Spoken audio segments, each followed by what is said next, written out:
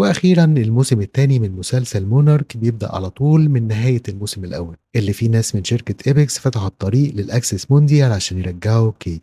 وبسبب كده كونج كان غضبان جدا وبيدمر كل حاجة هناك ومش شايف قدامه. وبعد ما انقذوا كيت واصحابها كيكو مع هيروشي وكيت بيهربوا في هليكوبتر، وفي اللحظة دي بيشوفوا كونج بيبص عليهم بغضب، وفي الوقت ده محدش كان فاهم ايه بالظبط سبب غضب كونج. وبعدين في تاني يوم بتشوف كيكو زي ما تكون محبوسة جوه أوضة وبيكشفوا عليها، ولما بتصحى بتبقى خايفة علشان مش فاهمة هي فين ولا مين دول، وبتنادي على ابنها هيروشي وبتقرر تهرب من المعمل. ولما طلعت بره بتتفاجئ بانها على سفينة كبيرة، وهيروشي بيروح وراها وبيقول لها ان دي سفينة المنظمة مونارك اللي هي ساعدت في بنائها زمان. وفي الوقت ده طبعا هي مستغربة لان في زمانها مونارك كانت فريق صغير بس، لكن دلوقتي بقت منظمة كبيرة جدا. وبعدين بتشوف كينتارو وماي وكيت بيبصوا على الدمار اللي حصل جوه جزيرة كونج على الشاشات، وبريندا بتطلب مساعدة مونارك علشان يفهموا ايه اللي عمله كونج ده بالظبط. وبنفهم لأول مرة ان ايبكس ومونارك كان في تعاون ما بينهم، لكن مش مفهوم في ايه بالظبط. وحد بيقول ان ممكن كونج يكون غاضب لان البشر طولوا على جزيرته وهو مش عايز حد وعايز يحميها. وبعدين بنشوف هيروشي والولاد زي ما يكونوا محبوسين في اوضه كده، وكيكو حزينه لانها سابت لي تشاو في الاكسس موندي. بعد كده ناتاليا فيرديكو جت وقابلت الكل، وهي وبريندا بدأوا يشرحوا ان كل اللي عملوه ده كان علشان ينقذوا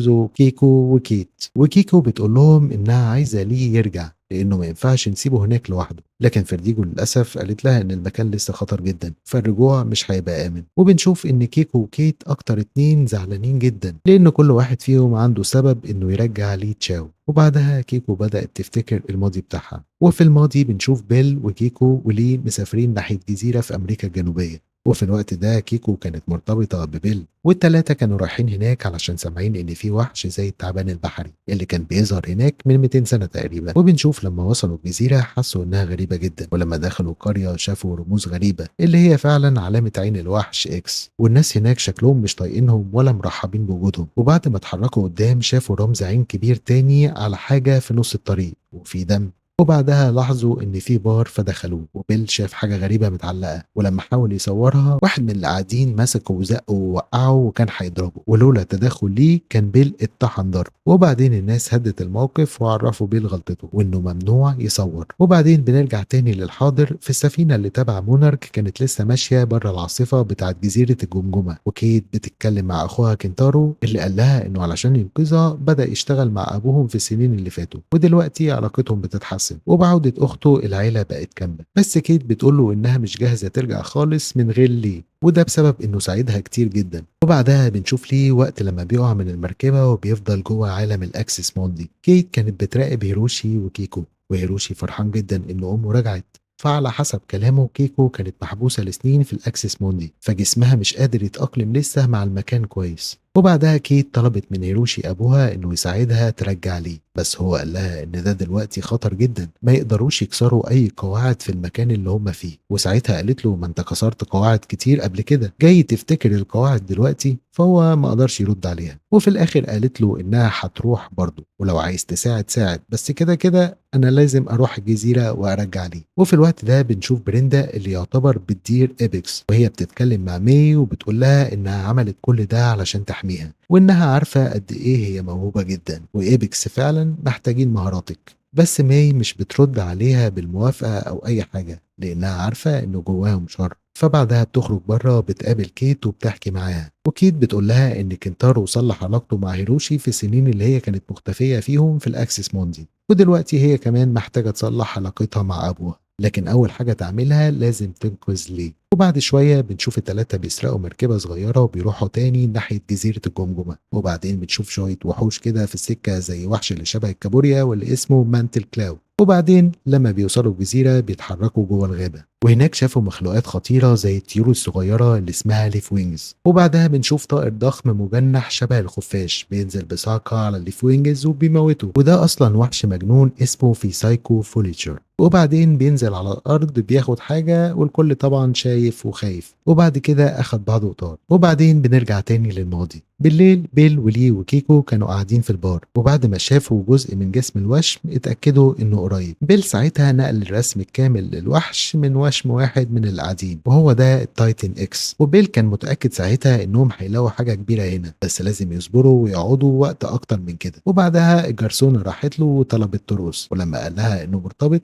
كيكو بتبتسم وبتقول مفيش مشكلة. بعدها بيل بدأ يرقص مع الجرسونة، وفي الوقت ده كيكو سألت ليه لسه مرتبطش، وليه بيعتبر مش عارف يرد خالص ويقول ايه، علشان في الحقيقة هو اصلا بيحب كيكو وعلاقتهم معقدة جدا. وبنرجع تاني للحاضر وبنشوف هيروشي ماشي ومعدي من جنب كونج وهو نايم والباقي وراه. بعدها كونج حرك ايده وهو نايم، وكيت كانت هتموت خلاص لولا حظها عدت بين صوابعه. بعدها كلهم كملوا مشي للقاعدة، وبعدين بنشوف تيم بيقابل كيكو وبيقول لها ان مونارك اتشكلت بسببك، وانتي زي ما تكوني كده البطل لمعظم الناس هنا. وبعدين تيم بيوريها التكنولوجيا اللي وصلوا ليها، وهي حتى فهمتها بسرعة. وبعدين كيكو بتقابل ناتاليا فيرديجو بتقول لها عايزين نرجع ليه، لكن فيرديجو طبعا بترفض علشان مش عايزة تخسر ناس تانية. وبتوريها ساعتها فيديوهات الكارثة اللي فاتت لما فتحوا الاكسس موندي وكونج دمر كل حاجة. فهنا بقى كيكو خدت بالها ان في جزء من جسم الكائن اللي شافته قبل كده، وان ده ممكن يكون السبب في غضب كونج. وبعدين بنرجع تاني في الماضي. الجرسونة قالت لبيل انها عارفة سبب وجوده، وبيل بيقول لها ان من سنين فاتت وحش دمر سفينته وقتل فريقه كله، ومن وقتها وهو بيدور في ظواهر الوحوش. فالجرسونة بتعرفه ان في وحش هنا، بس كل الناس زي ما يكون كده شايفينه اله وبيعبدوه، فمش هيقولوا اي حاجة عنه ومستعدين يعملوا اي حاجة علشان يحموا سره. وبنرجع تاني للحاضر. هيروشي والولاد وصلوا لقاعدة ايبكس، ورغم انه شبه متحطم هيستخدموه. وفي الناحية التانية فيرديجو وكيكو عرفوا ان هيروشي رجع الجزيرة وربما يفتح الطريق للاكسس موندي تاني، فكيكو حست انه خطر جدا المرة دي. وبعدين بنشوف هيروشي وكنتارو بدأوا يصلحوا آلات الموقع. بعدها كنتارو ومي يدخلوا جوه وبيبدأوا يصلحوا مصدر الطاقة، وهيروشي وكيت ساعتها بيصلحوا الآلات الخارجية. وفي الوقت ده كيت بتسأله ازاي اتجوزت على امي. هيروشي بيرد عليها وبيقول لها انه اشتغل في مونارك، ولما كنت في امريكا حبيت امك واتجوزتها، وبعدين وانا في مونارك قابلت واحده كانت في الشغل معايا وحبيتها واتجوزتها، وطبعا دي غلطه مني ومش عارف ازاي حصلت. وفي الوقت ده كيت سالته ازاي راجل واحد بيحب اتنين، بس هو ما كانش عارف يرد علشان ما عندوش رد حقيقي. وبعدين بنرجع تاني للماضي وكيكو مع بيل ولي والدنيا ليل، وبنشوف الجرسونه بتقابلهم وبتقول لهم انهم لازم يسيبوا الجزيره ويمشوا. وساعتها كيكو قالت لها لو وريتينا الوحش هنمشي، والجرسونة في الآخر بتوافق. وبعدين في الحاضر ماي وكنتارو مع بعض، وأخيرا مصدر الطاقة رجعت، لكن في الوقت ده بيطلع لهم وحش غريب شبه السحلية على وش شبه الفار، وللأسف كان شم ريحتهم خلاص وراح جري وراهم علشان ياكلهم. بس كنتارو بعربية موجودة هناك داسوا بيها قبل ما يهجم على ماي. وبعدين بنشوف لي تشاو وهو بيتمشى في الأكسس موندي بخوف، وبيطلع له وحش شبه الخنزير كده اللي اسمه برامبل بور، اللي كان واخد سهم في عينه واللي أخده بسبب كيكو في أحداث الموسم الأول. بعدين لي بيطلع سكينته وبيستعد يتعارك معاه، وفي نفس الوقت هيروشي كان صلح الآلات بس خايف يشغلها لأنه ممكن يخاطر بحياتهم. بعد كده بيشوفوا هليكوبتر مونارك جاي عليهم، فهيروشي بيقول لكيت إن دلوقتي مش الوقت المناسب نفتح الأكسس موندي، لكن كيت ساعتها قالت إن لي هناك بسببها ومش هتسيبه أبدا. وبعدين في الماضي بنشوف الجرسونة ودتهم لكهف مليان علامات الوحش إكس، والكرويين بيعبدوه، وساعتها اتفاجئوا جدا لما شافوا كل ده. وبعدين بنرجع تاني للحاضر. كيكو وفيرديجو حاولوا يقنعوا هيروشي يرجع، وهو فعلا وافق، بس كيت رفضت وافتكرت ازاي ليه انقذها لما كانت بتقع في الاكسس موندي ونزل معاها. فعلى طول ومن غير ما تفكر شغلت الكمبيوتر وفتحت البوابه، وزي ما يكون كده انفجار على شكل نبضه كبيره خرجت وتسببت انها تصحي كونج من النوم. وليه تحت شاف البوابه اتفتحت فراح يجري ناحيتها، وهو بيجري شاف كمان الوحش اكس بيصحى ببطء زي ما يكون بيقوم من وضعيه الثبات، ده غير الوحوش الصغيره اللي بدات تهاجم ليه، بس قدر في الاخر انه يهرب ودخل المركبه. وبنشوف الوحش اكس قام بعد سنين كتير وللاسف دخل البوابه. ليه شغل الكره وبدا يطلع فوق من خلال العاصفه. الوحش اكس كان بيطلع ببطء ناحيه الجزيره، وجوه المركبه بنشوف ليه بيقاتل وحش لحد ما قسمه نصين. وفوق بقى الوحش قتل ناتاليا فيرديجو، وتيم وكيكو في الوقت ده كانوا مصدومين. وبعدين الوحش اكس خرج من البوابه وراح يجري ناحيه الميه، وليه وصل الجزيره، ولما خرج شاف كونج جاي ومتضايق وعصبي جدا فنط على طول وهرب. كونج ساعتها دمر كل الالات وقفل البوابه وراح يطارد الوحش اكس اللي خرج، بس كان دخل في الميه خلاص وهرب منه. ودلوقتي للاسف خطره هيكون مؤثر على الارض كلها، والكل شاف غضب كونج اللي من نظرته ليهم اكنه بيحملهم المسؤوليه. بعدها بنشوف لي تشاو في الطياره الهليكوبتر، ولما بيوصل على سفينه مونارك بنشوف ان في كائن بحري صغير اللي بيكون مرافق للتايتن اكس. للأسف نزل معاه على السفينة. وبعدين بنشوف إن الطقم بتاع مونارك بيوجه كلامه لتيم بما إنه بقى الوحيد في القيادة بعد موت ناتاليا على الجزيرة، وتيم بيبقى متلخبط ومش عارف يتصرف إزاي لأنه واحد مش بتاع دوشة ولا حوارات ولا ليه في المسؤوليات الكبيرة دي. وبعدين بنشوف ليه تشاو داخل يزعق وبيقول ليه مش بتطاردوا الوحش ده كده هيهرب مننا،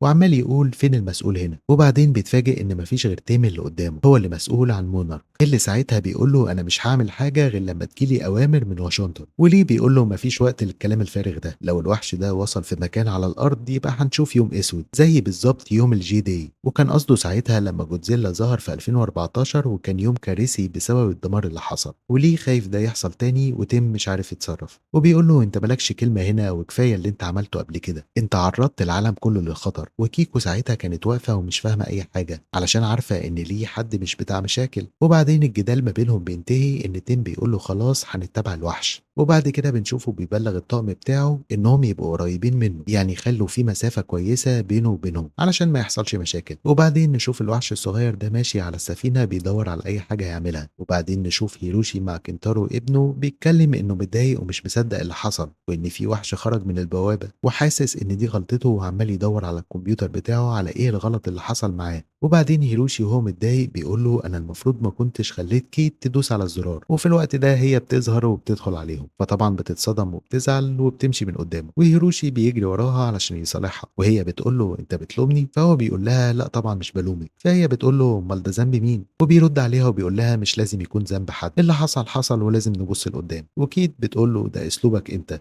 تبص قدام وتنسى اللي وراك، وده يعني علشان تلومه على اللي كان عمله قبل كده لما سابهم وساب امها وكذب عليهم في حاجات كتير. فبقى يقول لها عندك حق، لو في حد محتاج يكون عليه اللوم يبقى انا. وبعدها كيت بتبص له وتمشي وتسيبه. بعدين بنشوف واحد من اللي شغالين على سفينه مونارك وهو بيعمل شغله بيحس ان في حد بيراقبه، ولما بيبص حواليه مش شايف حاجه لحد ما الوحش الصغير بيهجم عليه مره واحده وبيخلص عليه خالص. وبعدين بنرجع في الماضي لسنه 1957 وبنشوف بيل قاعد في الكهف لسه معجب بكل الرسومات فيه وعمال يحللها علشان يعرف اكتر عن الوحش ده. وعلى الناحيه التانيه كيكو قاعده تحلل ميه البحر اللي بتتفاجئ انها مليانه معادن وفوسفور بشكل غير طبيعي في مكان زي ده، ودي حاجه توحي ان الميه مليانه خير بشكل غير طبيعي في مكان زي ده. بعد كده بيل بيجي لهم وبيقول لهم يلا علشان نمشي، فكيكو بتقول له احنا لسه يعتبر جايين. وساعتها بيقول لها انا لقيت خريطه في مسار الوحش ده وهو بيمشي في اماكن محدده مش عشوائيه وانا عارف هيكون فين بعد كده. بس كيكو بتقول له انها مش عايزه تمشي لسه علشان هي بتحاول تفهم اكتر عن طبيعه المكان ده بالذات بعد اللي عرفته عن الميه. فبيل بيقول لها ولا يهمك، انت ممكن تفضلي هنا وتجمعي بياناتك على راحتك وانا هروح لوحدي ومفيش زعل ونبقى نتقابل بعدين. وليه بيتدخل في الكلام وبيقول لهم احنا اصلا ما ينفعش نفترق، لازم نفضل مع بعض، واصلا اهل القريه مش حابيننا علشان نفترق عن بعض. وكيكو ساعتها بتقول له انت معاك حق، السبب ده كفيل ان احنا ما ينفعش نمشي لحد ما نعرف هم مخبيين ايه عننا. بس بيل بيصمم وبيقول لها انت عارفه انه لازم اروح ومش هينفع يسيب الفرصه دي. وبعدين بنرجع للحاضر تاني وبنشوف تيم جايب ليه يتكلم معاه وبيقول له انت كنت صح، الاوامر جات لي اني اتابع الوحش ده مهما كلفني الامر. وبعدين يقول له كمان انهم قالوا له اني احتجزك لحد ما اسلمك لمقر مونارك الرئيسي. وليه بيبقى عادي ومستسلم للقرار، بس تيم بيفاجئه وبيقول له ولا اكني وصل لي حاجه. وبعدين بيقول له انا مش قد المسؤوليه دي ومحتاجك جنبي. بعدين بتشوف كيت مع ماي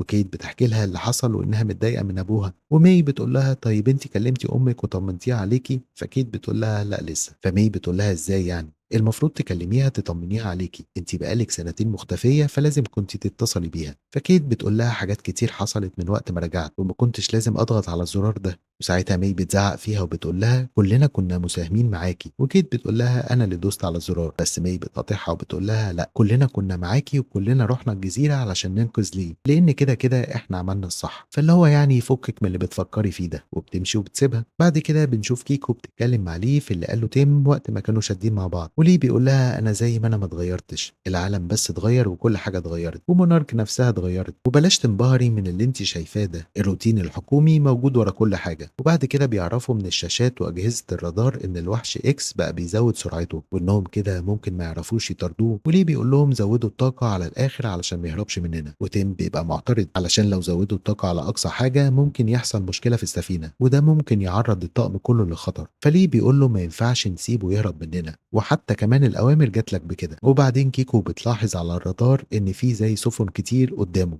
وليه بيقول لها علشان في ممر بحري هنا والسفن بتبقى متجمعة فيه مستنية تعدي. وبعدين كيكو بتوجه كلامها لتيم وبتقول له معلش أنا كنت غايبة بقالي كتير، بس هو إيه هدف مونارك دلوقتي؟ وتيم بيقول لها الاكتشاف والدفاع في زمن الوحوش. وساعتها هي بتتأثر بكلامه وبتقول له ده أصلا كلام بيل، وبتقول له إحنا لازم نفهم ونعرف كل حاجة عن الوحش ده، ما ينفعش نسيبه، وهو ده هدف مونارك، ولا انتم اصلا موجودين هنا ليه وبتعملوا ايه على السفينه؟ فتيم بيتاثر وبيبقى مش عارف يرد يقول لها ايه، وفي الاخر بيقول لهم ارفعوا السرعه. وبعدين بنشوف الماضي ان بيل فعلا مشي لوحده، وليه وكيكو فضلوا قاعدين. وبنشوف لوسيا الجرسونه من البار بتتكلم مع واحد وبتقول له انه لسه في وقت وانها هتحاول تقنعهم انهم يمشوا، بس هو بيقول لها الوقت فات خلاص والامر خرج من ايدينا. وبعدين بنشوف ليه وكيكو في الكهف تاني وبيكملوا بحثهم، وكيكو بتحكي معاه على ابو هيروشي وازاي اتجوزته وانه كان حد كويس جدا وكان دكتور في وقت الحرب، وبعد الحرب مات بالسرطان بعد ما اتولد هيروشي. ومع ان ما كانش فيه حب ما بينهم بس هو كان حد كويس. اما بيل مع انه حد ممكن يبان مجنون في تصرفاته ويلففنا العالم كله وراه، بس في الاخر هو بيخاف عليا جدا وسايب لي حريتي اعمل اللي انا عايزاه مهما كانت الظروف، فهي علشان كده بتحبه. وبعدين بتاخد بالها ان في زي صوت جاي من تحت الارض وبتبقى مش فاهمه ايه ده، فبتسال ليه لو حاسس وسامع حاجه، فهو بيقول لها انه مش سامع اي حاجه. وبعدين بنرجع تاني للحاضر وبنشوف ليه بيقول لتيم لو في اي حاجه على السفينه ممكن نستخدمها ونواجه الوحش، وتيم بيقول له احنا سفينه رصد وابحاث مش سفينه حربيه. وساعتها ليه بيقول له طب ايه حكايه الدرون اللي شفتها على السطح دي؟ فبيقول له ممكن تنفع، وبيعرفه ان فيها كاميرا وجهاز سونار. كيكو بتقول له انها عارفه الوحش ده وانه ممكن يستجيب للاصوات، وبيبقى عندها فكره لو يستخدموا الدرون علشان يبعتوا اشاره صوتيه للوحش ويوقفوه. وهيروشي ساعتها بيقول لها انه يقدر يساعد ويحاول تردد صوت الدرون علشان تناسب الوحش، وتيم بيقول لهم ساعتها انه موافق ويلا بينا. بعد كده بنشوف الوحش ماشي في البحر بيوقع مركب صغيره في سكته. وبعدين بنرجع تاني على الماضي، بنشوف كيكو وليه بيلموا حاجتهم من الكهف، وبتقول له انها عايزه بعد كده تخرج عينات تانية من الميه العميقه. وهما بيتكلموا بقى واحد من القريه بيدخل عليهم وبيقول لهم خلصتوا اللي بتدوروا عليه؟ وكيكو بتقول له احنا اصلا مش عارفين بندور على ايه. ولوسيا بتبقى واقفه معاه، وكيكو بتقول لهم انها عايزه تتاسف على اي حاجه حصلت منهم، والراجل بيقول لها ده احنا اللي عايزين نعتذر علشان المعامله ما كانتش احسن حاجه. وساعتها لوسيا بتقول لهم الكهف ده مقدس عند الناس هنا، وانهم بيخافوا ان بوجود اي حد غريب السمك ممكن ما يجيش تاني. وبعدين الراجل بيقول لهم ولا يهمكم من اي حاجه، واحنا اليوم ده عندنا مهرجان وعايزينكم تشاركونا الاحتفال. وبعدين بنشوف كيكو مع هيروشي قاعدين مع بعض، وكيكو بتتفرج عليه وهو بيعدل بيانات الصوت وبتبقى فخوره بيه جدا. ولما بتجيب سيره ان بيل كان هيبقى مبسوط بكل ده، هو زي ما تقول كده بيتضايق لان من الاخر هو سابه كتير جدا زمان لوحده. وبعدين بنشوف كيت تحس بصوت حاجه، ولما تمشي تشوف فيه ايه بتتفاجئ بالوحش الصغير، فبتمسك طفايه حريق وبتكلمه بكل ثقه وبتقول له تعالى لي بقى علشان هي اصلا متضايقه. والوحش بيبقى فعلا رايح لها، ولما تيجي تحاول تفتح الطفايه عليه بتلاقيها مش بتفتح. وعلى اخر لحظه قبل ما يهجم عليها بنشوف كنتارو ماسك مسدس ضوئي وبيضرب عليه وبيوقعه. وفي نفس الوقت بنشوف بيل وكيكو وتيم بيراقبوا الدرون وهي بتطارد الوحش اكس في البحر، وليه بيزق فيها اكتر علشان يقرب منه. وكل ده بسبب انهم عمالين يوجهوا عليه الصوت السونار، بس هو مش بيحس باي حاجه لحد ما ليه قرب الدرون قوي، بس للاسف الوحش بيخبطها وبيوقعها وبيكمل في طريقه وبيقرب اكتر للسفن اللي واقفه. بس المفاجاه بتحصل في اللحظه دي، الوحش الصغير اللي كنتارو ضربه بيروح عامل موجه صوتيه بتهز السفينه كلها، وبيسمعها الوحش اكس في البحر وتخليه يقف ويلف مره واحده قبل ما كان خلاص هيخبط في السفن. وكيكو وليه وتيم وكل الموجودين بيتفاجئوا من اللي حصل لانهم مش فاهمين ايه اللي حصل علشان يلف مره واحده. وبعدين بيلاقوا كنتارو وكيت بيتصلوا بيهم وبيعرفوهم ان الوحش الصغير اللي شبه الحشره معاهم على السفينه، وبكده يفهموا ان هو السبب اللي خلى الوحش يلف تاني، لانه كمان على الشاشات هو ملفش بس هو كمان رايح عليهم، يعني السفينه كلها بقت في خطر. وعلشان كده بنشوف لي تشاو بياخد الوحش في مركب صغير علشان يبعد الوحش اكس عن السفينه. ولما بيخرج بيه في البحر كيت زي ما تكون كده بتحس بذبذبات في الميه، وده حاجه تدل انها ممكن بتسمع ترددات الوحش اكس، لانه كان واضح ان ماي وكنتارو ساعتها ما كانوش حاسين باي حاجه. وبعدين بنرجع للماضي بنشوف لي وكيكو في المهرجان اللي عاملينه اهل القريه، ورقص وغنى وبيشربوهم حاجه كده تخليهم حتى دايخين شويه ومش حاسين باللي بيحصل حواليهم. وليه بيبقى شايف كيكو متاثر لانه في الاساس زي ما قلنا في الجزء الاول بيحبها، بس معرفش يقول لها وعدى الموضوع احتراما لبيل وليها. وبعدين بيشوفوا واحد جايب سمكه كبيره وبيعلقها وبيفتح بطنها، ومن الدم بتاعها بيعمل علامه العين بتاعه الوحش على راس لوسيا. وبعدها الاحتفالات بتقف مرة واحدة وكل أهل القرية بيدخلوا بيوتهم، وليه وكيكو مش فاهمين ايه اللي بيحصل. ولوسيا بتقول لهم أنا حاولت كتير قبل كده أفهمكم وأحذركم علشان تمشوا، بس انتم صممتوا على إنكم تقعدوا.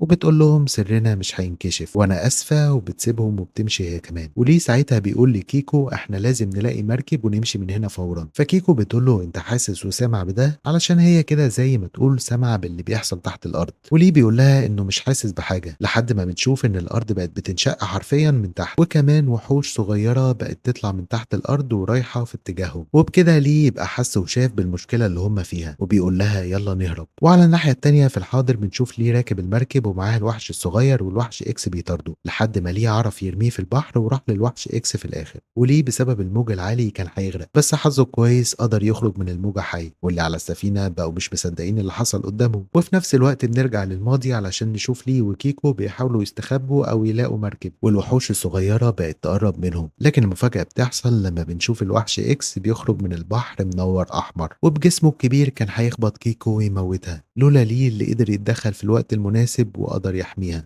وبنشوف ليه وكيكو بيقدروا ينجوا من اللي حصل من الوحش اكس. وكيكو في الوقت ده بتمسك الكاميرا بتاعتها وبتصور الوحش، واللي بنشوف انه بيتحول من اللون الوردي للازرق وقت ما الكائنات الصغيره نزلت البحر ومسكت فيه. وبعدين بنشوف اهل الجزيره بيخرجوا وبيتجمعوا وبيلفوا حوالين ليه وكيكو، وفي منهم شايف انهم لازم يموتوا علشان يحموا سر الوحش بتاعهم، لانه ببساطه عندهم حاجه مقدسه جدا. ولوسيا ساعتها بتقول نسيبهم وناخد الكاميرا بس، ومحدش هيصدقهم، بس اغلب الموجودين كانوا عايزين يموتوهم. وبنشوف واحد ماسك السكينه بتاعته وبيعور كيكو في ايدها وهو بيحاول ياخد الكاميرا منها. وليه بعدها بيقدر انه ياخد منه السكينه ويحطها على رقبته ويهدد بموته علشان يحاول يبعد الناس عنه. وفي الوقت ده بيقول لكيكو يلا نهرب، وبالفعل في الوقت ده بيجروا ويهربوا على الغابه والناس بتجري وراهم. وبعدين بنشوف لي تشاو مع كيكو وهيروشي، وتيم بيتكلم معاهم في التايتن اللي هرب منهم، وان السفينه عطلانه وخايفين من كارثه عالميه لا تحصل بسببه، علشان هم مش عارفين هو راح فين بالظبط. وهيروشي بيقترح عليهم انه يقدر يغير اعدادات جهاز اسمه سوزوكي علشان يقدر يجذب التايتن اكس ومنه يوديه مكان بعيد عن البشر. وكنتارو ساعتها بيقول له بس الجهاز ده اتدمر على جزيره الجماجم، لكن هيروشي بيقول له انه عنده نسخه اوليه منه في ورشته في اليابان. وتيم اخيرا بيحس ان في امل وبيقول له انه موافق، وكمان نقدر نستدرجه في مكان في المحيط الجنوبي، وبعد كده نفكر هنعمل ايه بالظبط. بس المهم دلوقتي نعرف مكانه ونبعده عن البشر. وبعدين واحد من الطقم بيدخل وبيقول لتيم انهم عايزينك بره، ولما بيروح بيلاقي افراد تابعين لشركه ايبكس بيحطوا اجهزتهم وبيوصلوها بكل حاجه في السفينه. ولما بيسال القائد بتاعهم هو في ايه، بيقول له انهم هيستولوا على القاعده كلها بشكل مؤقت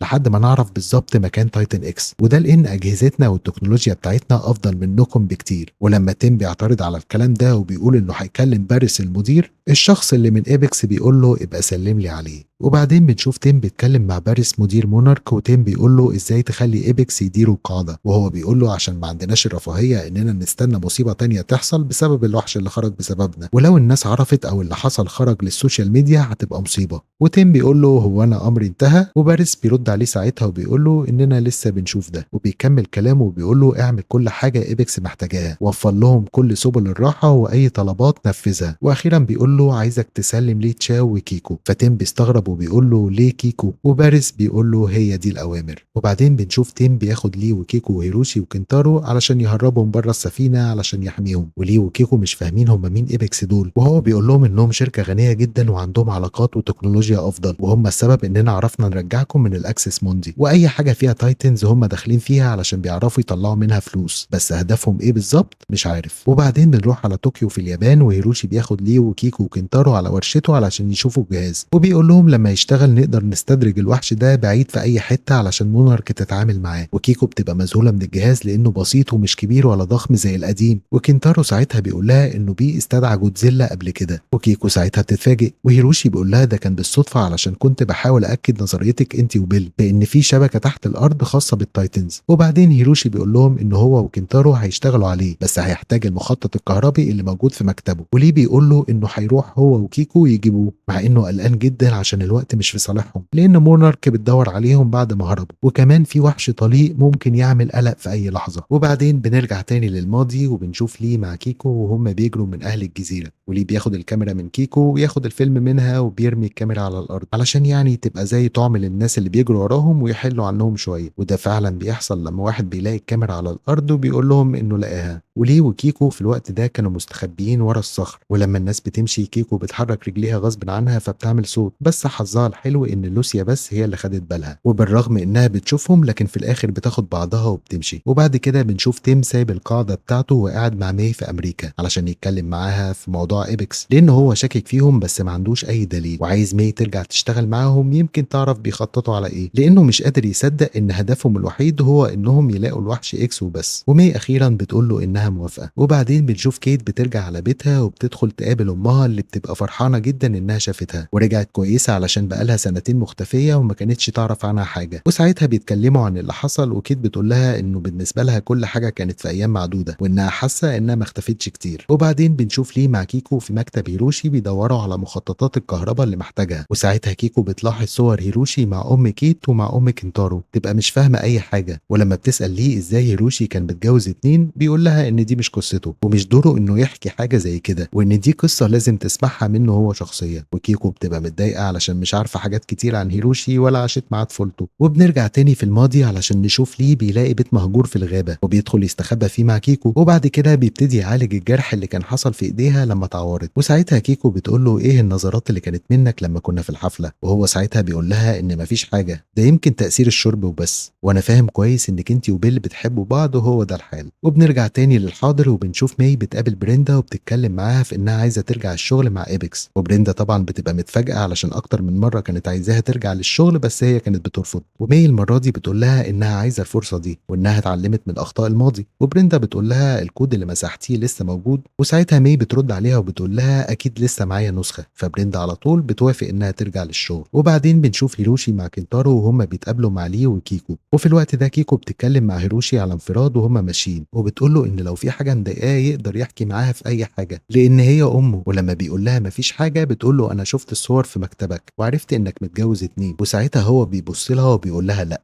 انا حبيت اتنين ومش متوقع منك انك تفهمي الكلام ده. وفي الوقت ده فعلا هي ما بتعرفش ترد وبتسكت. وبنرجع تاني في الماضي وبنشوف كيكو وهي بتتكلم مع لي، وبيدخلوا كده في جدال مع بعض علشان مش عايزها تساعده في الجرح اللي عنده. وبعدين بيزعق معاها وبيقول لها انت السبب علشان انا بلف وراكي في كل حته وكان ممكن نموت بسببك هنا. وهي في الوقت ده بتزعق معاه لحد ما بتعرف ان عندها مشاعر ليه، واخيرا بتحصل علاقه ما بينهم. وبعدين بنشوف ماي وهي شغاله على كمبيوتر ايبكس، ومنه بتعرف انهم بيراقبوا مونارك وعندهم ملفات فيها معلومات كتير عنهم وحاجات من جزيرة كونج سنة 73 وتفاصيل بمشاهدة مصرف نيويورك سنة 2001، وحتى في الآخر في ذكر القاعدة في القطب الجنوبي باسم 32 سنة 2016 ودي اللي فيها غيدورا متجمد لسه. وفي الوقت ده تيم بيبعت لها رسالة وبيشوفها لو لقت حاجة، ولما بتعمل بحث باسم راندا بتلاقي ان ايبكس بتراقب المجموعة كلها وهم في اليابان. وكمان بتشوف ان ايبكس بعتوا ناس من عندهم علشان يسرقوا جهاز هيروشي، ولما بتبعت رسالة تحذرهم بيبقى خلاص الجهاز اتسرق.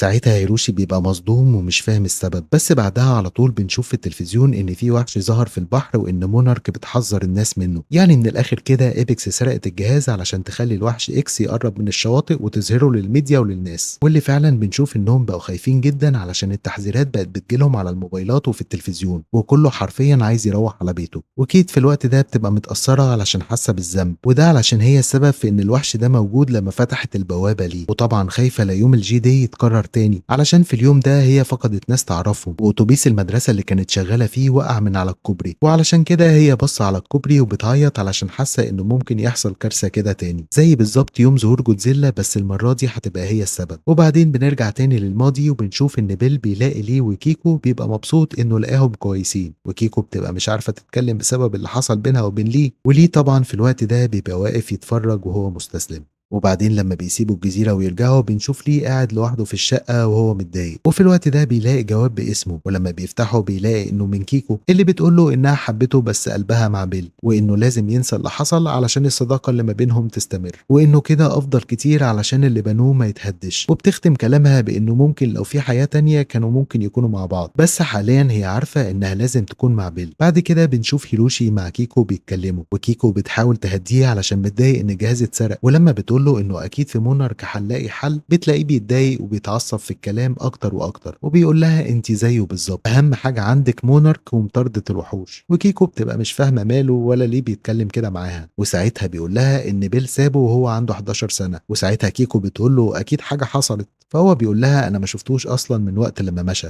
وفي الوقت ده كيكو بتبقى مصدومة وبتقول له بيل عمره ما كان بيسيبك، وساعتها بيقول لها طب قولي لي أنتِ السبب، إيه اللي يخلي راجل يسيب طفل عنده 11 سنة وحيد يتربى في بيت تاني من غير سؤال؟ وكيكو في الوقت ده في حالة صدمة. وبعد كده بنرجع لسنة 1962، السنة اللي بعد ما كيكو اختفت في الأكسس موندي وكانوا مفكرينها ماتت، وبنشوف هيروشي وهو صغير بيروق في الأوضة بتاعته، وبعدين بيل بيدخل عليه وبيتكلموا سوا، وهيروشي لما بيشوف السكينة بتاعت ليه بيقول له إنه مفتقده جدا، وبيل بيقول له وهو كمان مفتقدهم كلهم. وبعدين لما هيروشي بيقوم وبيسيب الأوضة بنشوف اللي بيل بيلاحظ الجواب اللي مكتوب ليه وبيفتحه وبيقراه وهو مصدوم. وبعدين بنيجي للحاضر علشان نشوف شابين من بتوع ركوب الأمواج رايحين ينزلوا البحر في المكان اللي مونارك عاملة فيه إنذار وتحذير إن في وحش عملاق في المنطقة. والشابين دول بعد ما بينزلوا البحر بيشوفوا مركبة تبع المونارك بتقول لهم يخرجوا من المية فورا، وفعلا بيخرجوا، بس للأسف كان الوحش إكس قريب منهم جدا فدمر مركبة مونارك باللي فيها، وخرج من تحت الرملة الكائنات الصغيرة بتاعته اللي ورا في كل حتة، وخلصت على الشابين في سكتهم. وبعدين بنروح لكيت اللي بنشوفها كانت نامت على شط البحر، ولما بتفوق بتروح ناحية البحر كده علشان هي حاسة بالذنب والمسؤولية بسبب الوحش إكس، لأنها طبعا السبب في إنه يخرج للعالم، وخايفة لا يعمل كارثة عالمية زي ما حصل يوم ظهور جودزيلا. وبعدين بنشوفها وهي تحت المية بتسمع صوت تايتن إكس، علشان لو مش عارفين يعني هي زي ما تقول كده عندها القدرة إنها تسمع صوت التردد بتاعه. وعلى الناحية التانية بنشوف تيم مع فريق إيبكس اللي معاه على المركبة بيتكلموا لسه على مطاردة تايتن إكس، وبتوع إيبكس بيوهموهم إنهم عارفين كل حاجة وشايفين تحركاته كويس على الرادار. وبعدين بنشوف إن ليه مع كيكو وكينتارو ومي وهيروشي راحوا أمريكا علشان يخططوا إزاي يرجعوا جهاز هيروشي المسروق، وهيروشي بيبقى قلقان جدا على كيت علشان عمال يبعت لها في رسائل على الموبايل وهي مش بترد عليه، وفي نفس الوقت بيجي رسالة على موبايل ليه بيتقال فيها إن الوحش إكس هيوصل على سواحل سان فرانسيسكو في خلال 23 ساعة، ودي حاجة تقلقهم جدا. وهيروشي بيبقى مش عارف يتصرف إزاي وعايز يروح يدور عليها، وليه ساعتها بيحاول يهديه وبيقول له الصح إننا نلاقي جهازك ومنه هنقدر نبعد الوحش عن المدينة كلها. وكينتارو بيتدخل في الكلام مع أبوه هيروشي بس بطريقة مش كويسة شوية، فكيكو ساعتها بتقول له اتكلم مع والدك بطريقة أفضل من كده، لحد ما ليه بيقول لهم الحل زي ما أنا قلت،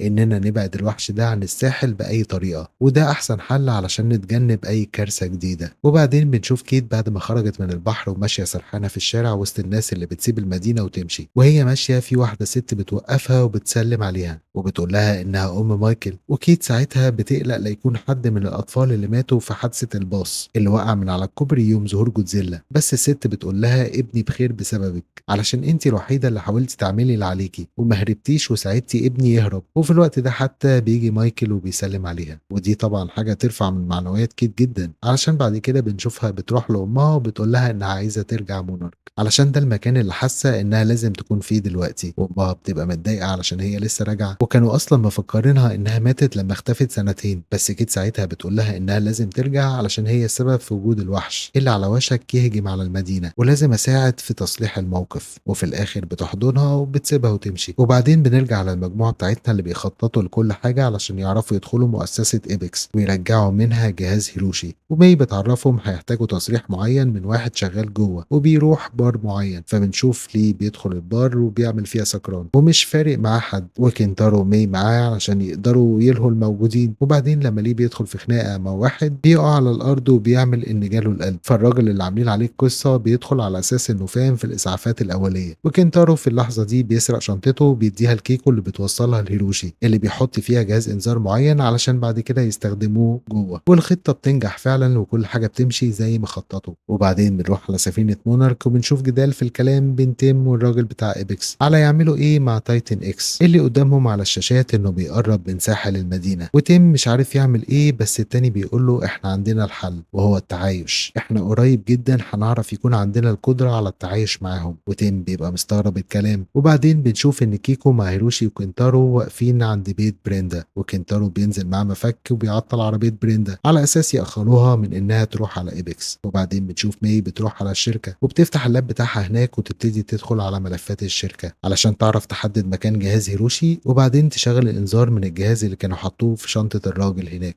على أساس يعني إن في تسرب إشعاعي، فكل الموظفين يضطروا يمشوا ويخرجوا بره. بس ماي بتفضل وكيكو مع لي وكنتارو بيدخلوا إيبكس لابسين أصفر على أساس إنهم المسؤولين عن الكشف عن الإشعاعات. ولما يدخلوا بتبتدي خطتهم، وهيروشي مع وكيكو بياخدوا الأسانسير لتحت رايحين للجهاز، ولي وكنتارو قاعدين يراقبوا الشاشات ويشوفوا أخبار الوحش اللي قرب علشان الوقت طبعا بيجري. وبيتفاجئوا إن إيبكس محتجزة وحوش من على جزيرة الجماجم. ولما كيكو وهيروشي بيوصلوا للباب بيبقوا منتظرين ماي تفتح لهم، اللي بتبقى لسه مش عارفة تفتح الباب. وبيعرفوا إن بريندا عرفت تيجي، وبيسمعوا تنبيه إن تم رفع التحذير بتاع الإشعاع، يعني كل الموظفين راجعين فورا. فماي بتضطر تخرج من مكتب بريندا علشان ما تشوفهاش. وعلى الناحية التانية في سفينة مونارك بنشوف إن فريق إيبكس بيلم حاجته وبيسيب السفينة، وتيم بيبقى مستغرب هما ماشيين ليه. ولما بيسأل بيقولوا له إنهم رايحين يقابلوا فريق إيبكس على الأرض في سان فرانسيسكو في انتظار الوحش علشان لما البحرية تضربه يحللوا جثته. وتيم بيبقى مش مقتنع بالكلام ده خالص، بس مفيش في إيده حاجة يقدر يعملها. وبعدين بتشوف بريندا دخلت مكتبها ومي دخلت عليها علشان تحاول تتكلم معاها في أي حاجة على أمل تعرف تفتح الباب قصاد كيكو وهيروشي قبل ما حد يشوفهم. وليه وكنتارو قاعدين يفكروا يعملوا إيه. وبعدين بريندا بتاخد مي جوه معمل وبتوريها وحش ليف وينجز غير محبوس واللي باين إنه عنيف في سلوكه. بس بريندا بتشغل جهاز كده بيعد لمدة 30 ثانية وبتفتح القفص، ومي بتبقى مستغربة وبتشوف إن وحش الليف وينجز اتحول من سلوك عدواني عنيف لوحش أليف. وبريندا بتقول لها ده بفضل الشريحة اللي احنا زرعناها في جهازه العصبي اللي بتخلي سلوكه هادي جدا. وبتقول لمي الفضل برضو ليكي علشان انت كنت كتبتي الكود اللي ساعدنا على كده، ومع بعض هنقدر نخلي الوحوش والتايتن مسالمة ونقدر نعيش مع بعض. ومي بتقول لها انتم عايزين تتحكموا فيها، بس بريندا بتقول لها احنا كده هنمنع الكوارث انها تحصل ونعيش في سلام. وبعدين بريندا بترجع ليف وينجز مكانه قبل ما ال 30 ثانية تخلص. وعلى الناحية التانية بنشوف لي وكنتارو بيروحوا على المكان اللي في إيبكس اللي فيه وحوش تانية. والوحش الغريب ده اسمه فاين سترينجلر، وده بيبقى موجود في الغابة على الشجر. والوحش التاني اللي بيخرجوه ده اسمه نيدل ووكرز، ودول وحوش شبه النعام مش مفترسة بس ضربتها بتوجع علشان الريش بتاعها عامل زي الإبر والشواكيش. وهم اضطروا يخرجوها علشان يلهوا باقي الناس. وبالفعل ماي بتقدر تفتح الباب لكيكو وهيروشي، ولما بيدخلوا بيلاقوا الجهاز بتاعه كله متفكك. وهيروشي في الوقت ده طبعا بيتضايق علشان كده مفيش امل انه يتصلح، وبقى حته خرده ملوش اي 30 لازمه. وليه وكنتارو كلهم مش عارفين يعملوا ايه دلوقتي علشان الوحش من المفترض انه قرب على السواحل. وكنتارو في الوقت ده بياخد باله بصور وخرايط على الحيطه، ولما ليه وكيكو بيبص عليها بيلاقوا ان ده كل حاجه بيل كان مجمعها وصورهم من زمان وحتى تفاصيل تحركات الوحش اكس. وبيبقوا مستغربين ازاي حاجات بيل وصلت هنا. وهيروشي بيشوف صوره ليه وهو صغير مع بيل وكيكو، وبيفتكر وهو صغير لما بيل كان بيقول له انه رايح مهمه سريه وهو بيقول له ما تسيبنيش. وبيل ساعتها بيقول له انه هيرجع تاني زي كل مره، بس دي كانت اخر مره شاف بيل فيها لانه مرجعش وكمل حياته مع نفسه في مطارده الوحوش. وبعدين بيلموا كل حاجه خاصه ببيل وبياخدوها معاهم، واللي من ضمنها جواب كيكو للي. وبعدين بيخرجوا من ايبكس، ومي بتبعت رساله بتعرف كنتارو انها هتفضل مع بريندا علشان يمكن يكون في طرق تانية توقف بيها الوحوش. وعلى الناحيه التانية بنشوف الطيران خرج في الجو علشان يروح لمكان الوحش اكس، ومونارك بتوجهه. لكن لما الطيران بيوصل للمكان مش بيلاقوا اي حاجه. وتيم بيعرف انهم كل ده بيطاردوا حوت في البحر. يعني من الاخر كده شركه ايبكس كانوا بيضحكوا عليهم لما فهموهم انهم شايفينه في الرادارات بتاعتهم. وفي الاخر المجموعه بتاعتنا بتوصل البيت وبيلاقوا كيت في انتظارهم، وهيروشي بياخدها بالحضن علشان كان قلقان عليها، وهي بتقول لهم انها هتبقى معاهم. وبعدين لما هيروشي بيرجع يلم الحاجه من العربيه بيلاقي الجواب، واللي بيتصدم طبعا لما بيقرا اللي فيه. وكيكو بتشوفه ماسك الجواب وبتتصدم هي كمان وبتبقى مش عارفه تقول له ايه. وبنشوف اللحظه اللي هيروشي بيكتشف فيها رساله امه كيكو، الرساله اللي فيها سر خطير عن علاقتها بلي تشاو واعترافها الصريح بحبها الكبير ليه. وفي الوقت ده كيكو بتجري وراه مصممه انها تتكلم معاه في اللي هو لسه قاريه، بس هيروشي بيقرر انه يهرب من الكلام ويغير الموضوع، وبيفتح موضوع التايتن اللي رايح ناحيه جزيره سانتا سوليداد، وده علشان يهرب من المواجهه العاطفيه، رغم ان اللي هو عرفه ده وضح ليه اخيرا ليه بيل سابه وهو لسه طفل صغير. وكيكو بتحاول تهون الموضوع وبتقول له ان كل اللي حصل ده كان مجرد غلطه واحده، بس هيروشي بيقول لها ان الكلام اللي مكتوب في الورقه بيقول حاجه تانية خالص، لان كيكو بتعترف في الرساله انها حبته وانها هتفضل تحبه طول عمرها.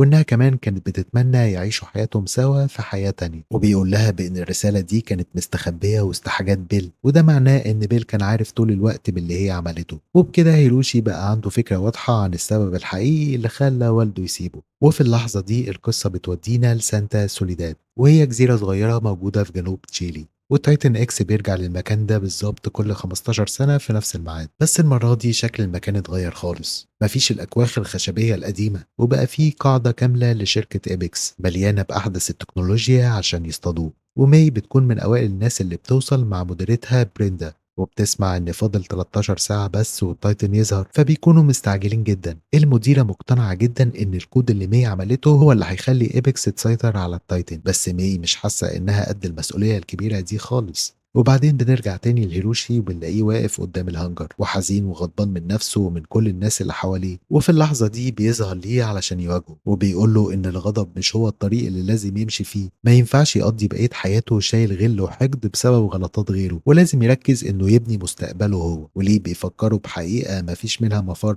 من وسط كل الناس اللي خسروا أهلهم هو الوحيد اللي كان محظوظ ورجعت له أمه تاني، بس من ساعة ما رجعت هو ما عملش حاجة غير إنه يبعدها عنه. وليه بيسأله سؤال بيوجع: هل هو ده اللي كنت عايزه لحياتك؟ وفي الآخر بيقول له إنه بيحاسب أمه على غلطة هو نفسه عملها. هي حبت اتنين وإنت كمان حبيت اتنين. وفي نفس الوقت اللي كل ده بيحصل فيه تيم بيحاول يقنع المدير باريس إنه يثق في إحساسه ويخليه يروح الجزيرة. بس المشكلة إن المعلومات الرسمية اللي المدير باريس استلمها من شركة إيبكس بتقول إن التايتن ده ظهر قريب في ألاسكا، وعشان كده باريس بيطلب منهم يرجعوا فورا. لكن تيم في الوقت ده بيكشف معلومات مهمة: إن بيراندا كان راسم خريطة هجرة مفصلة للتايتن ده، وإن دي بالظبط هي الخريطة اللي إيبكس ماشية وراها في السر. والسؤال الكبير اللي تيم بيطرحه هو ليه إيبكس لو سرقت شغل بيل وهيروشي ما شاركتش الاكتشاف ده مع أهم حليف ليها؟ وقدام الحجة القوية دي باريس بيقرر يديله فرصة، وبيديله مهلة ساعتين بس علشان يجيب دليل قاطع إن الوحش ده فعلا راح الجزيرة. ولو قدر يثبت ده باريس هيقف معاه ويدعمه، لكن لو فشل تيم هيكون بيخاطر بوظيفته بشكل نهائي. وفي نفس الوقت ده على متن طيارة عسكرية كيكو بتستغل الفرصة وبتسأل كيت عن تجربتها الصعبة في سان فرانسيسكو. وكيت بتعترف إنها في اللحظة اللي لمست فيها المية حست بحاجة غريبة جدا، زي أكن أغنية بتتنقل عن طريق اهتزازات عميقة جدا. وبعدين لي بيقول لهم إنهم هيهبطوا قريب من سانتا سوليداد، والكلام ده هيكون في أقل من ساعتين، وعلشان كده لازم يراجعوا الخطة كويس. وحسب المعلومات اللي جمعوها وهم بيتسللوا لمنشأة إيبكس، المنظمة دي بتدور بشكل يائس على طريقة تسيطر بيها على تايتن إكس. وعلشان كده ليه متوقع إنه يلاقي هناك نوع من المحطات أو القواعد المؤقتة مجهزة برادارات وأجهزة إرسال إشارات شبه اللي مي عملتها، وده اللي بيخليه متأكد إن مي هتكون هناك. وبعد كام ساعة الفريق بيوصل أخيرا لنفس الأراضي اللي والدة هيروشي مشيت عليها من سنين طويلة، وهيروشي ساعتها بيمشي بعيد عن المجموعة في الوقت اللي كنتارو بيتكلم مع أخته عن تصرفات أبوهم في شبابه. وكنتارو بيكشف لها إن هيروشي لما افتكر إنها ماتت انهار تماما، وفضل سنتين تقريبا سايب نفسه غرقان في حزن كبير كان بياكله يوم بعد يوم. وعشان كده بيأكد لها إنها ما تشكش أبدا في حب والدهم بالرغم من كل الأخطاء اللي عملها في حياته. بعد كده بعيد عن الفريق كيكو بتسأل ليه احتفظ بالرسالة اللي سببت كل المشاكل دي، وليه بيعترف بمرارة إن الورقة دي كانت الحاجة الوحيدة اللي فاضلاله منها، وبيطلب منها إنها تفهم إن هو كمان كان متدمر. وبيعترف إنه كان بيقرأ الرسالة دي من وقت للتاني، وساعات كتير كان بيغضب من نفسه جدا لأنه ما حاربش عشانها أكتر لما كان لسه في أمل. ولما كيكو بتسأله لو عنده أي فكرة إزاي يصلحوا الوضع ده، هو بيقول لها إنه مفيش حاجة تتصلح. هيروشي يستاهل اعتذار، بس واضح كده إنه مش في المود المناسب إنه يستقبل أي اعتذارات دلوقتي، وعشان كده لازم تديله وقته. وبعدين في قاعدة إيبكس جيسون بيعرف مديرته أخبار مش كويسة. الرادارات بتاعتهم كشفت إن مركب مونارك بتقرب من منطقة الأمان اللي هم عاملينها في البحر. واضح كده إن إشارة التمويه الكدابة اللي عملوها في ألاسكا ما نجحتش، ودلوقتي خطتهم كلها معرضة إنها تتدمر. وفي الوقت ده بريندا بتديله صلاحية كاملة علشان يتأكد إنهم ما يدخلوش في الخطة، وبتقول له إنهم ما ينفعش يسمحوا لمهرجين مونارك إنهم يدمروا اللي هم بنوه بصعوبة. وفي نفس الوقت بريندا بتروح تتأكد بنفسها إن ماي مش بتسرب معلومات من وراها. وفي القاعدة بنعرف بالظبط إيه هي خطة بريندا عشان تسيطر على التايتن. والخطة عبارة عن صاروخ متطور جدا بيتشال على درون تكنولوجي عالي ومصمم إنه يغرس نفسه في جلد التايتن ويبعت موجة مباشرة لمخه. بعد كده بنروح للي والفريق بيلاقوا قاعدة قديمة لمونارك مهجورة، والمكان ده مكتوب عليه كشك المراقبة رقم 27. من ضمن الورق اللي لقاه هناك ليه بيأكد إن المنظمة استنت التايتن 10 سنين كاملة قبل ما تيأس وتسيب الجزيرة خالص. وهناك كمان بيكتشفوا إن أهل القرية سابوا المكان بعد ما وصلوا بفترة قصيرة واتهموهم إنهم بوظوا أرضهم. وجنب السرير كيكو بتلاقي رسمة لهيروشي وبتتأكد إن بيل كان موجود في المكان ده في وقت من الأوقات. والاكتشاف ده للأسف بيخليها حزينة جدا، وليه بيجري علشان يسندها بس هيروشي لسه متضايق جدا وبيمشي فجأة وبيسيبها. دموع مامته ما كانتش فارقة معاه خالص في اللحظة دي، وكيكو بتخرج وراه علشان تحاول تتكلم معاه لوحدهم. وبتبدأ كلامها وبتأكد له إنها بالرغم من كل اللي قراه في الرسالة عمره ما يشك لحظة إنها حبت بيل من كل قلبها، وبتتأسف جدا إنه اضطر يعرف الحقيقة بالطريقة المؤلمة دي. وهيروشي بيعترف إنه في اللحظة اللي قرا فيها الرسالة حس بغضب شديد ناحيتهم هما الاتنين بسبب اللي عملوه في أبوه، إنه فكر إن بيل سابهم كنوع من الانتقام الموجه لابنه هو. لكن دلوقتي بعد ما خد وقته وفكر بهدوء حاسس براحة غريبة، لأنه سنين طويلة كان شايل ذنب اللي حصل ومقتنع إن بيل سابهم بسببه هو. ولما كيكو بتسمع كلام ابنها ما بتقدرش تمسك نفسها وبتجري عليه وبتحضنه. وهيروشي بيشكرها من كل قلبه إنها شالت من عليه الحمل ده، ودلوقتي هو عارف ومتأكد إنها هي اللي خذلت بيل مش هو. وفي الوقت ده كيكو بتعترف له إن في اليوم اللي وقعت فيه في الشق الأرضي هما الاتنين اترجوها ما تعملش كده وعرضوا إنهم ياخدوا مكانها. وفي اللحظة الحرجة دي بيل ولي الاتنين مدوا إيديهم علشان يساعدوها، بس هي عشان ما قدرتش تقرر تمسك إيد مين فيهم ضيعت سنين من عمرها محبوسة في الشق ده بعيد عن كل اللي بتحبه. وهيروشي بيعترف إنهم في الآخر مش مختلفين عن بعض، هما الاتنين عملوا غلطات شبه بعض بس على الأقل لسه عايشين علشان يحاولوا يصلحوا اللي فات.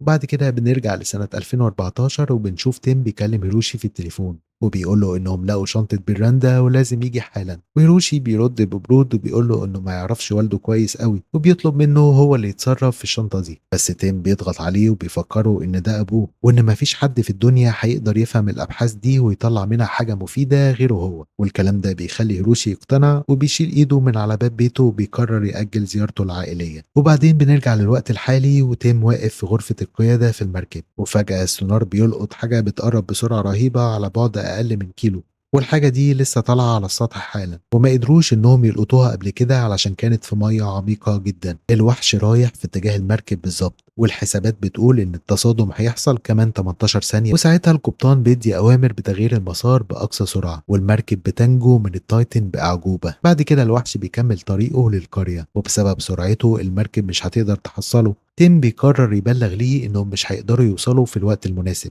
بعد كده بنروح لقاعدة ايبكس. بريندا بتعرف ان التايتن على بعد 16 كيلو متر وجاي من الجنوب الشرقي وماشي بالظبط على الخريطة اللي سرقوها من ابحاث بيل. بتبلغ رؤسائها ان كل حاجة ماشية حسب الخطة، وليه وفرقته اخيرا بيوصلوا القرية بس بيلاقوها مليانة جنود من ايبكس. وبيشوفوا ماي وهي مركزة جدا وبتحط لمسات الاخيرة على الكود بتاعها علشان تعمل الرابط العصبي اللي هيخليهم يتحكموا في التايتن. وجيسون بيقول لها تخلص بسرعة لان التايتن هيوصل كمان 16 دقيقة، وبيطلب من كل الناس انها تمشي ويتحركوا. وده بيدي فرصة للي انه يقرب ويدي اشارة لمي علشان تجيله. واول ما بتدخل الكوخ كيت بتهاجمها وبتقول لها انت بتعملي ايه. وساعتها ماي بتكشف لهم خطة ايبكس الحقيقية انهم عايزين يتحكموا في التايتن علشان يضمنوا ان مأساة زي اللي حصلت في الجي دي ما تتكررش تاني. وكيت بتمسك نفسها بالعافية بس ماي بتفكرها ان التايتن ده موجود هنا اصلا بسببها فمحدش يلومها وهي بتحاول تصلح غلطتها. وفي الوقت ده ماي بتطلب منهم ما يتدخلوش وبتقول ان الرابط العصبي ده هو الحل الوحيد علشان يبعدوا التايتن عن المناطق المزدحمة. وساعتها كيكو شايفة ان التحكم ده حاجة قاسية جدا بس ليه بيوافق ماي من ناحية عملية. بس برضه بيفضل السؤال ليه ايبكس مخبية كل ده عن مونارك وعن العالم. فبالنسبة للي الموضوع واضح، الرابط ده ممكن يمنع كارثة فعلا بس ممكن يسبب كارثة تانية لو ايبكس قررت توجه التايتن لمنطقة زحمة. ساعتها محدش هيقدر يوقفهم والعالم هيفتكر ان الوحش بيتحرك من نفسه، والرابط ده هيحول التايتن لسلاح في نفس الوقت، سلاح ممكن يتباع للي يدفع اكتر. وبعدين الجزيرة كلها بتبدأ تتهز بعنف وآلاف الخنافس بتطلع من الكهف وبتتجمع على الشط. وساعتها بريندا بتؤمر الموظفين انهم ينسحبوا من منصة الإطلاق، وليه بيقول للفريق ان دي الفرصة الأخيرة. بيجروا كلهم علشان يبوظوا الدرون بس كاميرات المراقبة بتلقطهم، وبريندا بتؤمر بإطلاق الدرون فورا قبل ميعاده. الدرون بيطير بالصاروخ وليه بيفضل لوحده قدام الخنافس اللي نازلة من الجبل، بيضطر يرمي نفسه على الأرض وبيخليهم يمشوا فوقيه. وفي الوقت ده كيت بتبدأ تحس بحاجة مفيش حد غيرها حاسس بيها. بتسمع نداء التايتن بوضوح في دماغها وبتروح فعلا ناحية الشط علشان تشوفه. الوحش بيقرب منها وهيروشي بيخرج يدور عليها وبيشوف المشهد ده، بنته في مواجهة قريبة جدا مع التايتن اللي مش باين عليه انه عايز يأذيها. بس الهدوء ده بيتكسر لما الدرون بيظهر في السماء، وكيت بتقرب من الوحش كأنها مستنياه علشان يمشوا سوا، وبريندا بتدي امر الضرب والصاروخ بيطير ناحية دماغ التايتن. الوحش بيرفع واحدة من لوامسه علشان يحمي نفسه ويصد الصاروخ، بس ده ما بيمنعش الرابط انه يحصل، هو بس بيأخره. التايتن بيحس بوجع رهيب في دماغه وهو بيتحول لعبد للنظام، والوجع ده بتحس بيه كل الكائنات اللي ليها رابط معاه ومنهم كيت. كيت بتحس بنغزة قوية في دماغها وبتقع على الأرض وباباها بيجري يلحقها. التايتن بيبدأ يقاوم التحكم الخارجي والنظام بيبدأ يبوظ لأن الحمل العصبي أكبر من كود مي. الخنافس بتبدأ تدافع عن التايتن وبتهجم على الدراع اللي فيه الصاروخ وبتقطعها علشان تحرر الوحش. الدراع المقطوع بتقع بكل تقلها على القرية، وفي الوقت ده كيت وباباها بيهربوا بسرعة، وفي نفس الوقت بنشوف جيسون بيسرق الهاردات اللي عليها معلومات المهمة قبل ما يهرب. والتايتن بيكمل تدمير القاعدة بالكامل، وبعد ما الدنيا بتهدى كيت بتلاقي باباها هيروشي عنده جرح عميق جدا في صدره وبينزف دم كتير، وفي لحظاته الأخيرة هيروشي بيطلب السماح عن كل اللحظات اللي ضاعت وكل الغلطات اللي عملها. وكيكو بتوصل في آخر ثواني وبتقعد جنبه وبتبدأ تغني له نفس الأغنية اللي كان بيغنيها في التليفون زمان. وأخيرا هيروشي بيموت في سلام وهو سامع صوت أمه، وكيت بتصرخ وتترجاه ما يسيبهاش. وفي الآخر سفينة مونارك بتوصل علشان تحاول تلم الكارثة وتعالج المصابين، بس للأسف كانوا وصلوا متأخر وما قدروش إنهم ينقذوا هيروشي. وجيسون بيهرب بالعربية ومعاه البيانات اللي تساوي ملايين، ولما كنتارو بيرجع ومعاه المساعدة بيلاقي أبوه خلاص فارق الحياة. وبنشوف كنتارو بيلوم كيت على موت ابوها لانها راحت للوحش وهو كأب راح وراها، وفي الاخر هو مات وملحقش حتى يودعه. وكيت بتبقى مش عارفه ترد عليه وتقول له ايه، وساعتها كيكو بتحاول تهدي بينهم بس كنتارو بيقوم وهو متضايق. بعد كده بنشوف واحد اسمه سوزوكي واللي كان صديق قديم لكيكو وليه وكان ساعدهم كتير زمان وجاي يحضر جنازه هيروشي. ولما بيقابل كيكو بيبقى مش مصدق نفسه لانها المفروض تبقى في نفس السن بتاعه، بس لما بيفهم اللي حصل معاها بيبقى مستغرب، لكن في نفس الوقت بيكون سعيد انه شاف كيكو وليه من تاني. ومع انه حزين جدا على موت هيروشي بيعزمهم في البيت عنده، وليه في الوقت ده بيوافق وبيشجع كيكو انهم يروحوا. بعد كده بنرجع للماضي تحديدا لمقر مونارك سنة 1958، وده اول يوم لكيكو وبيل في المكان الجديد اللي هم سبب في وجوده، وبالذات بسبب صور كيكو اللي عرفت تلقطها للوحوش في رحلتهم. وفي وقت ما بيل بيحتفل بمكاتبهم الجديدة ليه بيظهر فجأة علشان يهنيهم، بس الجو كان مليان توتر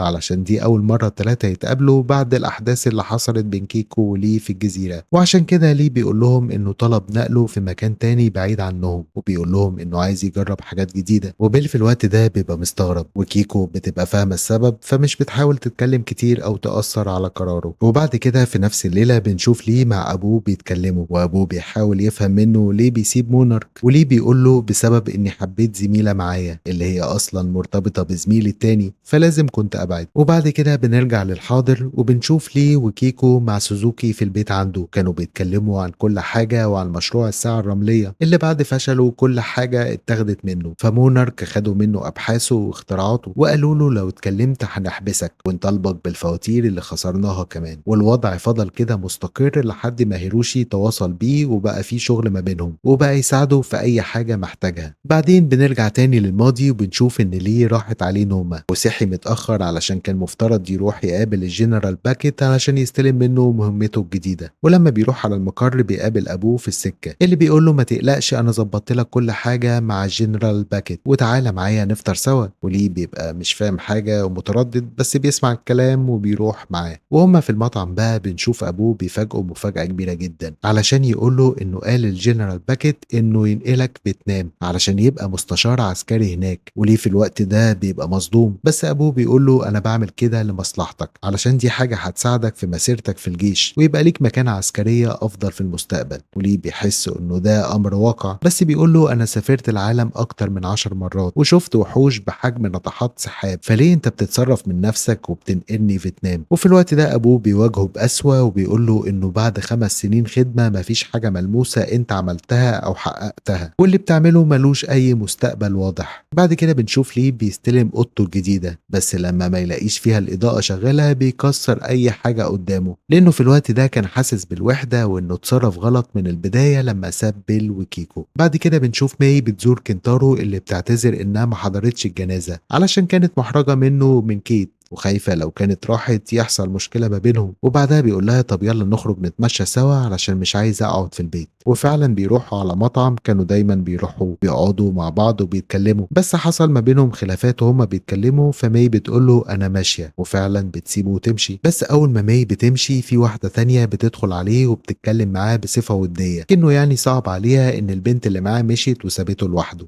بس في وسط الكلام بينهم بتقع في الكلام لما بتقول له انت شفت تايتن قبل كده، وساعتها بيسألها انت عرفتي منين، وساعتها بيقول لها انت مين بقى ولا مين زقك عليا، وهي ساعتها بتقول له الحقيقة وبتقول له انها تعرفه وان اسمها ايزابيل بنت والتر سيمونز اللي هو رئيس شركة ايبكس واللي شفناه في فيلم جودزيلا ضد كونج. وبتقول له انها مش بتراقبه او اي حاجة من كده، وحتى عارفة ان اللي بتعمله ده جنون، بس بتقول له انها محتاجاه معاهم في ايبكس ومحتاجة فرصة واحدة بس علشان تثبت له انه غلطان، انه بيفتكر انهم شركة شريرة. وبعدها كنتارو بيمشي وبيسيبها. وبعد كده بنشوف ليه مع سوزوكي وليه بيقول له ايه اخبار اختراعاتك، وسوزوكي بيحكي له عن حاجة اسمها هاتف الوحوش اللي منه ممكن يقدر يتصل بالوحوش بحد زي جودزيلا نفسه. بس كان زمان عنده مشاكل في طريقة عمل الجهاز لانه كان بيحاول يعرف فين جودزيلا، لكن بعد فهمه دلوقتي لحوارات الزمن والاكسس موندي بقى فاهم انه عشان يوصل لجودزيلا يبقى السؤال الصح يدور عليه امتى مش فين، يعني يشوفه هو فين في الزمن، لانه لو في الاكسس موندي معناها انه بيكون في زمن مختلف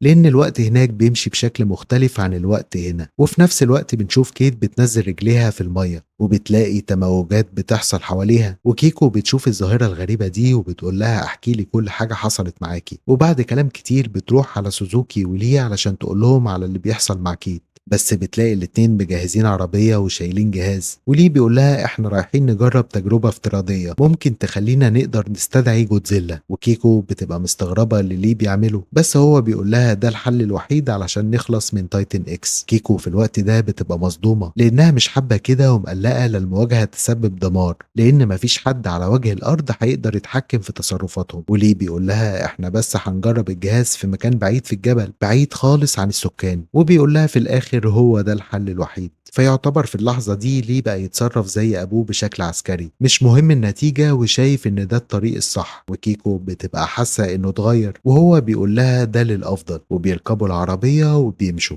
وبعد وقت وهم في الطريق سوزوكي بيسأل ايه اللي هيحصل لو جودزيلا رد فعلا على الندى، لانهم مش عارفين ايه اللي ممكن يحصل بعد كده. بعد كده بنشوف كنتارو ماشي في الشارع وساعتها بيجي انذار تحذيري للناس ان في تايتن جاي عليهم، وبيقابل امه في السكة. وبعدها بنشوف قطر بيتحدف والناس بتبتدي تجري وتصوت، وبنشوف جودزيلا في مشهد مرعب ماشي بين العمارات وبيصرخ وبيدمر كل حاجة في سكته، وفي طيارات بتيجي تضرب الصواريخ عليه، والناس بتجري في الشوارع في كل حتة مش عارفين يروحوا فين ولا يجوا منين. وكنتارو في الوقت ده بيقابل ماي وكله بيجري، وبنلاحظ ان تايتن اكس هو كمان رايح لجودزيلا، وبنشوف الاتنين داخلين معركة سوا، وكيت بتظهر ليهم وبتقول لهم ما تخافوش مش هيأذينا. بس بعدها كل حاجة بتتدمر بسبب ديل جودزيلا، وفي الوقت ده كنتارو واقف مصدوم علشان ما فيش اي حاجة عارف يعملها. واخيرا في اللحظة دي بيتكشف ان كل ده كان كابوس بسبب الضغوط اللي حاسس بيها من بعد موت ابوه هيروشي.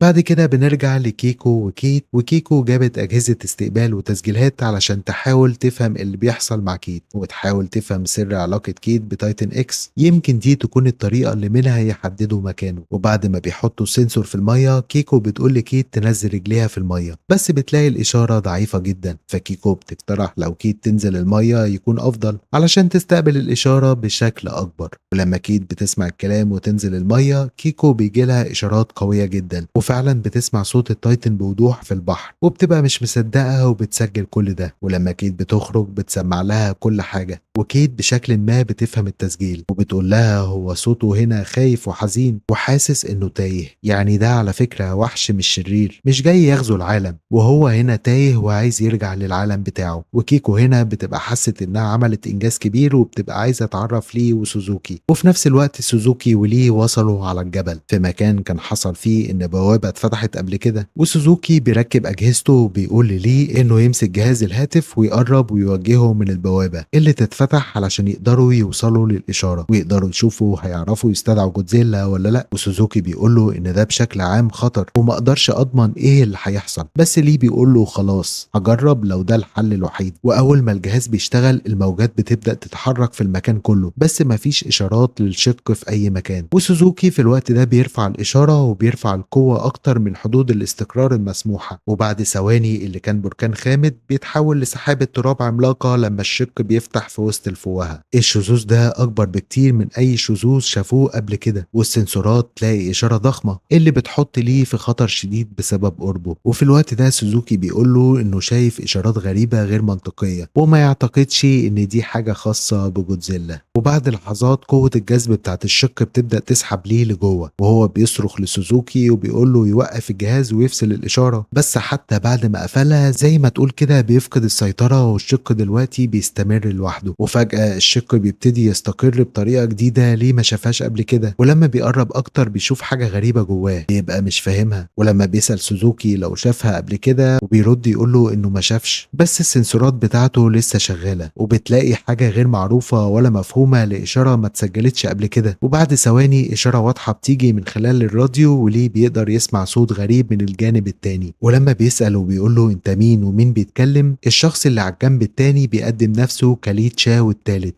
وانه محتاج انقاذ والطاقم اللي معاه كله مات وهو لوحده ومحتاج مساعدة فورا. يعني هنا ليه اللي في الحاضر يكتشف انه بيتكلم مع ليه اللي في الماضي، وبالتحديد لما كان ليه في الاكسس موندي. وليه في الوقت ده كان في حالة ذهول كامل، مش قادر يستوعب انه بيتكلم مع صوته الخاص من الماضي. واضح انه في موقف حرج جدا، حياة او موت. بس بعد دقايق بيعرف انهم مسكوا اشارة قديمة من عملية الساعة الرملية، وده طبعا لان الزمن نسبي داخل عالم الاكسس موندي. ورغم ان الموضوع غريب انه يتكلم مع نفسه، سوزوكي بيقول له يكلمه. هم عارفين ازاي القصة بتنتهي وانه في الاخر هيرجع، بس دلوقتي ليه الشاب محتاج كلام تحفيزي اكتر من اي وقت. وفعلا ليه عمل كده لما بيطمن نفسه الشاب انه هيرجع البيت مهما حصل، وبيقول له كمان انه ما يقلقش خالص. وفي اللحظة دي المشهد بيرجع لكيكو اللي مهووسة انها تعرف النمط المخفي اللي متسجل في صوت تايتن اكس. وفي نفس الوقت كيت حاسة بيأس جدا، مش فاهمة اللي بيحصل لها، وحاسة زي التايتن بالظبط تايهة ومش عارفة تعمل ايه. وكيكو بتحاول تشرح لها ان الموضوع مش بس عن صراعها الشخصي، لو صحيح ان تايتن اكس تايه فالتردد ده بالذات هو المفتاح اللي هيرجعه لعالم الاكسس موندي، وده هيخليها تصلح الغلطة اللي عملتها. فلازم يركزوا كويس جدا في الشغل اللي بيعملوه. وحسب سجلات بيل في مكان متميز فيه ستات كتير هناك قالوا انهم ملعونين علشان قالوا انهم بيسمعوا حاجات محدش تاني بيسمعها، وده بالظبط اللي كيت بتمر بيه دلوقتي. وبعدين بنروح لكنتارو اللي بيظبط شنطته علشان يمشي، ولما ماي بتيجي بتتكلم عن اللي حصل امبارح، وكنتارو في الوقت ده بيعتذر لها، بس واضح ان علاقتهم مش هتبقى زي الاول. من دلوقتي هيبقى في توتر خفيف ما بينهم. ولما ماي بتسأله رايح فين قرر يخبي عنها، قال لها بس انه جاله دعوة يشوف حاجة في تايلاند ولازم يروح لوحده. وفي اللحظة دي ماي بدأت تسأل أسئلة كتير قوي لحد ما كنتارو قال لها خليكي في حالك، وقال لها كمان انه مش محتاج اذن حد علشان يسافر. وطبعا في الوقت ده ماي بتسكت وبتاخد بعضها وبتمشي وهي زعلانة. بس اول ما طلعت من الأوضة اتنين رجالة لابسين بدل خدوها في سكتهم. بعد كده بنشوف كنتارو في تايلاند، وإيزابيل مستنية توريه ليه إيبكس مختلفة عن مونارك وبطريقة كويسة. هي بتقضي معظم أيامها في بيت أبوها، قصر كامل مستخبي تحت جبل في وسط الغابة، مكان رهيب فعلا بس جه على حساب علاقة حقيقية مع أبوها لأنها بتشوفه كل فين وفين. وفي نفس الوقت بنرجع لسوزوكي اللي بيدي للي الصغير تعليمات دقيقة جدا بس محيرة،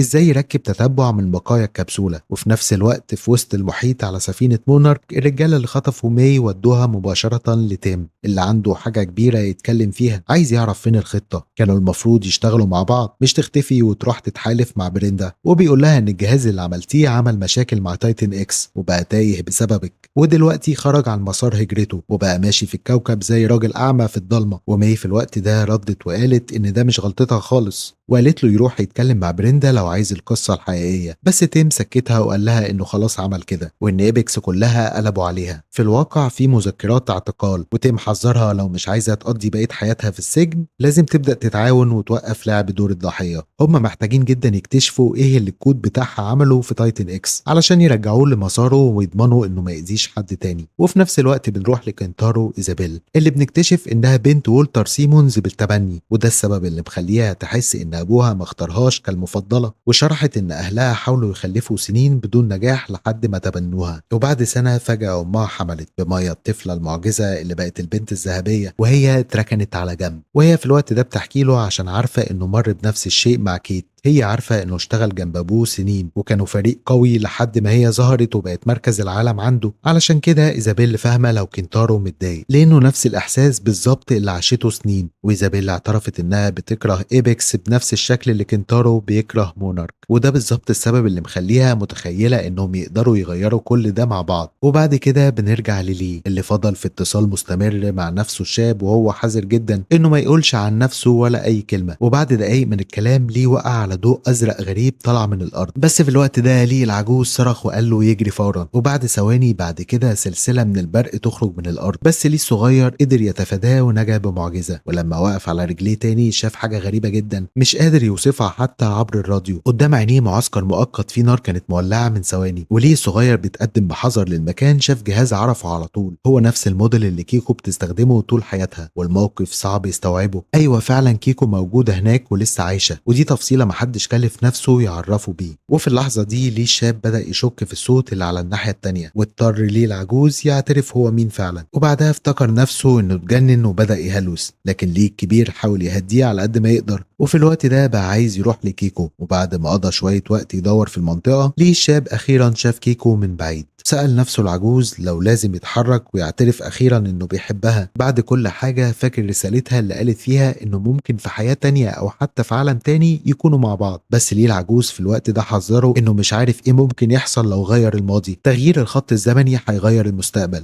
وممكن يكون للأسوأ. قال له إنه مش مستاهل يخاطر بمستقبل فيه هي بتتنقز وبترجع للسطح بس علشان لحظة رومانسية عابرة ما بينهم. وبعد كده فكروا بكيت وكنتارو أولاد هيروشي، وقال له دول أكتر ناس بيحبهم زي أولاده ومش هيخسرهم أبدا. ودي طريقته إنه يفكر نفسه الصغير بالرابطة اللي بينه وبين الطفل هيروشي الصغير اللي كان بيعامله زي ابنه بالظبط، ولو اتدخل دلوقتي كل حاجة ممكن تبوظ. وده السبب التاني الكبير اللي قاله له علشان يتراجع. وللسبب التالت والأخير شرح إن ده بالظبط اللحظة اللي هو أصلا اختار فيها يسيبها علشان تعيش الحياة اللي هي عايزاها حتى لو هو مش جزء منها. وأخيرا ليه الشاب قرر يثق إنه فعلا بيتكلم مع نفسه في المستقبل، وخد القرار الصعب ومشي بعيد عن كيكو. بعد كده بنرجع للوقت الحاضر علشان نشوف كيكو وبنتها وصلوا للقرية اللي قالوا عنها إنها ملعونة، المكان اللي الستات قالوا إنهم بيسمعوا نداء التايتن. وفي الوقت ده بيلاقوا باب غريب مكتوب عليه ممنوع الدخول، بس لأن كل حاجة قديمة ومتهالكة قرروا إنه مش وقته يلتزموا بالقوانين. جوه بقى لقوا نوع من المقابر الاحتفالية مليانة شواهد قبور متغطية بنقوش وأشكال غريبة شبه خيام التايتن. والأهم من كده إن ورا القرية حفرة ضخمة بتنزل لمئات الأمتار، ومن هنا بقى أكيد بتسمع بوضوح التايتن بينادي عليها. وفي نفس الوقت بعد ما مي وافقت تتعاون مع تيم بيحللوا قطعة الوحش اللي لقوها في الجزيرة. قال لها إن بريندا ما ذكرتهاش في التقارير، يعني هي فعلا خرجت بدون عقاب من الموقف كله. أما كنتارو فبيسمع بتركيز لتفسير إيزابيل وهي بتقول له إنه من يوم الجي داي كل الناس فشلوا فشل ذريع في حماية البشرية، لا جيش ولا مونارك ولا إيبكس عندهم فكرة حقيقية إزاي يتعاملوا مع التايتنز. بس هي مصرة إن كل ده ممكن يتغير لو اختار يتحالف معاها. ممكن أخيرا ينهوا الصراعات بين الشركات، ده بالظبط اللي هتصلحه، بس محتاجة مساعدته علشان يحصل. هنا إيزابيل دخلته على جزء صغير من خطتها الكبيرة وسألته سؤال مهم جدا: إيه رأيك نعيش في عالم ما حصلش فيه جي داي أصلا؟ كنتارو عارف عالم الأكسس موندي، يعرف إن قواعد العالم الطبيعي مش بتنطبق هناك، وهي عندها رؤية لحاجات يقدروا يطبقوها تنقذ العالم ده من تبعات الجي داي. وفي الوقت ده سألها على طول هي بتخطط لإيه بالظبط، بس إيزابيل رفضت تقول أي تفاصيل أكتر من كده لحد ما تتأكد إنه معاها. بعد كده نرجع لكيكو اللي بنشوفها بتربط حبل حوالين وسط كيت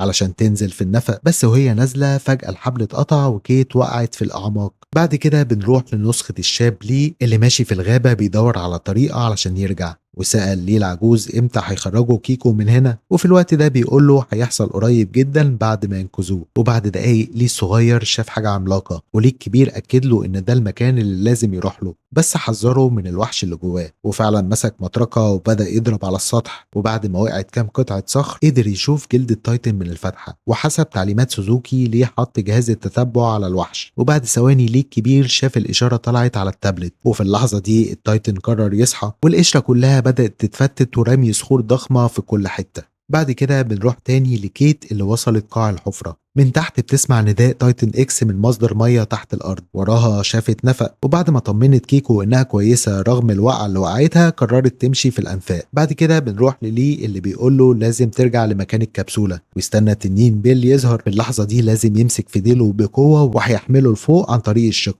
ضامن له انه هيشتغل. وقبل ما يقفل الخط فكروا انه راجل كويس، وقال له يحاول ما ينساش كده. اخر حاجه ليه الشاب قالها انه ياخد باله من كيكو. بعد كده في الليل ليه طلب من سوزوكي التابلت، وقال له ان اللي جاي مهمه اخيره، وانه مش عارف هيرجع تاني ولا لا. وده طبعا علشان ناوي يروح ورا الوحش اكس في استراليا. وفي نفس الوقت تيم وسفينه مونارك بيروحوا هما الاتنين ورا الاشاره اللي طلعت ليهم، وتاكدوا فعلا ان ده تايتن اكس. وفي الاخر بنشوف كيت خرجت من البير والانفاق، وبتقول لكيكو ان الوحش اكس مش تايه ولا خطير، هو بس محتاج مساعدتنا. وفي النهايه بنشوف الوحش اكس بيخرج من البحر وبيطلع على الشط، لكن بهدف ايه بالظبط لسه مش واضح. ليه راكب عربيته ماشي في صحراء استراليا. الراجل كان فاكر انه رايح يجيب جودزيلا، بس لما وصل اخيرا للشط بيلاقي التايتن اكس مدفون في الرمله ومش بيتحرك من مكانه. التايتن اكس بيجدد الدراع اللي ناقصه، وكتير من الخنافس اللي بتحرسه بيشتغلوا كلهم علشان يبنوا عش جنبه. وفي نفس اللحظه السفينه الرئيسيه بتاعت مونارك بتتوجه لنفس المكان، بس قبل ما توصل المدير باريس بتجيله مكالمه طارئه من وزير الدفاع اللي بيقول له ان البرلمان الاسترالي طالب رسميا باستخدام الدفاع الوطني ضد التايتنز. يعني اللي حصل قبل كده في الجزء الاول هيتكرر تاني. لو مونارك ما قدروش يثبتوا قواتهم قدام الحكومات هيفقدوا دعم الجيش كله. وفي اللحظه دي راي باريس ما بقاش مهم، لو عايز يفضل في منصبه لازم ينفذ الاوامر حالا من غير نقاش. وبعد دقايق هليكوبتر هبط على سطح السفينه ونزلت منه كيكو وكيت علشان يقدموا الدعم، بس تيم مش مقتنع خالص انهم هيفيدوا في الظروف دي، وبرغم شكه فيهم قرر يخاطب بمنصبه ويحدد لهم ميعاد مع المدير. دلوقتي لازم يشرحوا الصله اللي بين كيت وتايتن من غير ما يبانوا مجانين. وفي الوقت ده بدأوا يحذروه ان ليه بيحاول يستدعي جودزيلا علشان يتخلص من التايتن اكس. كده قدرت انها تلفت انتباهه انه يسمعهم. بعد كده بنرجع تاني للي اللي بيركب الجهاز في مكانه، والسفينه ساعتها بتكتشف زياده كبيره جدا في اشاره التايتن. والحدث ده يعتبر مخيف جدا لانه شبه اللي بيحصل لما جودزيلا بيشحن شعاعه، يعني مش خبر حلو خالص. وقدام الضغط باريس اعترف للفريق ان في 20 سفينه محمله صواريخ بتيجي ناحيه الشط ده، وخطه وزير الدفاع انهم يضربوا كل الصواريخ في نفس اللحظه، مستغلين ان التايتن اكس واقف ما بيتحركش عشان طبعا يفجروه ويخلصوا عليه نهائي. ووصولهم هيكون بعد 3 ساعات بالظبط، وده يعتبر كل الوقت اللي عندهم علشان يحلوا المشكله ويكتشفوا ليه التايتن اكس غير مساره الحقيقي اللي كان ماشي عليه من عشرات السنين من غير اي مشكله. واتضح ان الجهاز اللي مي استخدمته في سانتا سوليداد بعت نبض لدماغه غير سلوكه الطبيعي. والفريق وصل لنتيجه ان لو قدروا يكتشفوا ازاي يرجعوه لسلوكه الطبيعي العالم مش هيشوفوا قرب الشواطئ تاني ابدا. الحل ده احسن بكتير من ضرب وهجوم مدمر من غير سبب وجيه. وبعد شويه هليكوبتر تاني بتهبط وكنتارو نزل منه، ومي اول واحده استقبلته وسالته عن اقامته في تايلاند كانت عامله ازاي، بس هو اتردد انه يتكلم معاها. ولما مي ضغطت عليه اخيرا كنتارو قال لها انه كان مع شخص اسمه ايزابيل، ومن غير تفاصيل كتير مي فهمت فورا انها ايزابيل سيمونز. وفي الوقت ده اتضايقت جدا، بس كنتارو طمنها على طول وقال لها انه ما بقاش جاسوس ولا حاجه، وقال ان علاقته معاها ملهاش علاقه خالص بالتايتنز، وطلب منها انها تسيبه في حاله دلوقتي. بعد كده بنشوف كيت اللي لما اعترفت اخيرا للمدير بالصله بتاعتها مع التايتن هو اتعصب جدا واعتبرها مجنونه، بس عارف ان باقي 3 ساعات بس قبل ما السفن توصل، وقرر يديهم الفرصه اللي طلبوها. وفي الاخر هم اللي بيخاطروا بحياتهم بالرغم انه حذرهم ان تدخلهم ممكن يزود المشكله. وبعد دقايق كنتارو لقى نفسه لوحده، وجات له مكالمه من ايزابيل اللي قالت له باختصار انها دلوقتي على السفينه وبدات تنفذ الخطه. وبنرجع تاني للشط وبنشوف ليه شغل جهاز اشاره التايتنز، والاشاره بدات تتكرر. دلوقتي بس نقدر نستنى نشوف جودزيلا العملاق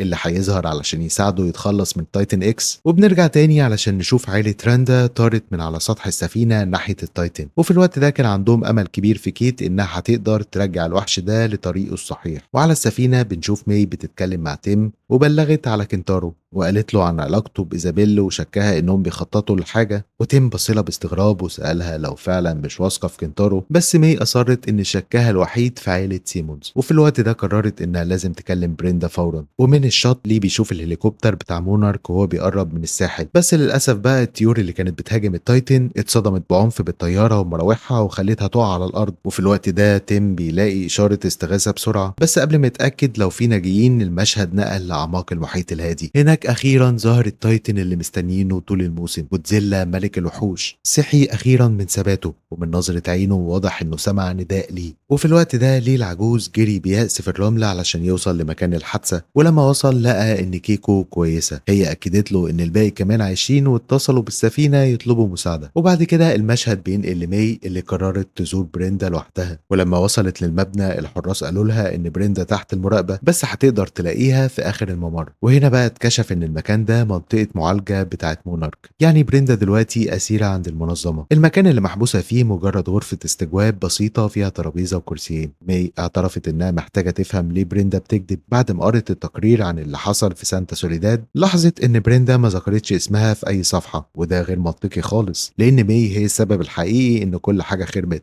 وده طبعا بسبب الكود المعيوب بتاعها واللي أثر على تايتن إكس وغير مساره. وبرغم إن مي بتترجاها تقول الحقيقة، بريندا مصرة على روايتها الأصلية وبتاخد المسؤولية كلها على نفسها، وكمان بتعرض تتعاون مع مونارك في أي حاجة يطلبوها. بس لما مي زودت الضغط وقالت لها سيبك من الكذب اللي انت فيه ده، بريندا سكتت خالص. وفي اللحظة دي مي سألتها على طول عن خطة إيزابيل وليه بالذات بتدور على كنتارو، والخبر ده ما كانتش بريندا متوقعاه خالص. بعد كده بنرجع لكيت اللي بتراقب التايتن من مكان آمن نسبيا، وليه بيحذر الباقي إنهم لازم يمشوا فورا. قال لهم أكيد انتوا مش هتحبوا تكونوا قريبين لما جودزيلا يوصل. وبعد ما ليه قال كل اللي عنده، فكرهم بمرارة إن الكائن ده قتل هيروشي، وترجاهم يبعدوا على قد ما يقدروا، وإن لسه كمان عندهم فرصة. وقدام الضغط ده كله كيت قررت تقرب من التايتن علشان تختبر الصلة اللي ما بينهم. وكنتارو ما كانش قدامه خيار إنه لازم يبقى موجود مع أخته، بالرغم إن علاقتهم متوترة دلوقتي، بس عارف إن التايتن لو داس عليها هيندم قوي إنه ما كانش موجود معاها. وفعلا كيت بقت قدام التايتن إكس قريبة قوي لدرجة إنها لو عايزة تقدر تلمسه هتلمسه. لكن تايتن إكس فجأة حس بالصلة معاها وصحي وهو مفزوع. وفي الوهلة الأولى بيبان إنه همجي وعايز يفترسها، لكن بعد كده بيبان إنه هادي جدا وبيبتدي يطمن لها. كنتارو في الوقت ده حذرها إن مفيش داعي يكملوا. في الناحية التانية كيكو بعدت شوية علشان تتكلم مع ليه. هو فرح لما فكر إنهم أخيرا رجعوا لصوابهم، بس لما لاحظ غياب الشباب فهم على طول اللي بيحصل. كيت بتحاول تتواصل مع الكائن، وكيكو اترجت ليه يتدخل ويساعدهم، وبتقول له كمان إنهم زمان كانوا بيؤمنوا بنفس المبادئ بس هو اتغير خالص. خطته دلوقتي إنه يسيب النظام الطبيعي يحل المشاكل اللي هم نفسهم سببوها بفضولهم، وبالرغم إن قراره هيوجع مشاعرها مش هيغير موقفه أبدا. قال لها لازم تروح تجيب أحفادها. حياة كيت وكنتارو أغلى بكتير من الكائن ده بالنسبة له، وبيعتبر ده جنان إنهم بيخاطروا بحياتهم علشان يساعدوه بعد كل اللي حصل. وفي الآخر بيقول لها يعني لو عايزة تبقي مفيدة لازم تجري على كيت وكنتارو وتخرجيهم من هنا فورا، لأن لما الموضوع يكبر مفيش أي صلة مع التايتن هتقدر تنقذهم. وفي اللحظة دي شفنا جودزيلا وهو بيعوم ناحيتهم. العملاق ده صحي من نومه وبيقدر يسمع الإشارة بوضوح. قريب جدا هيوصل لساحل استراليا وهيبقى بيدمر أي وحش يقف قدامه. وبالنسبة لكيت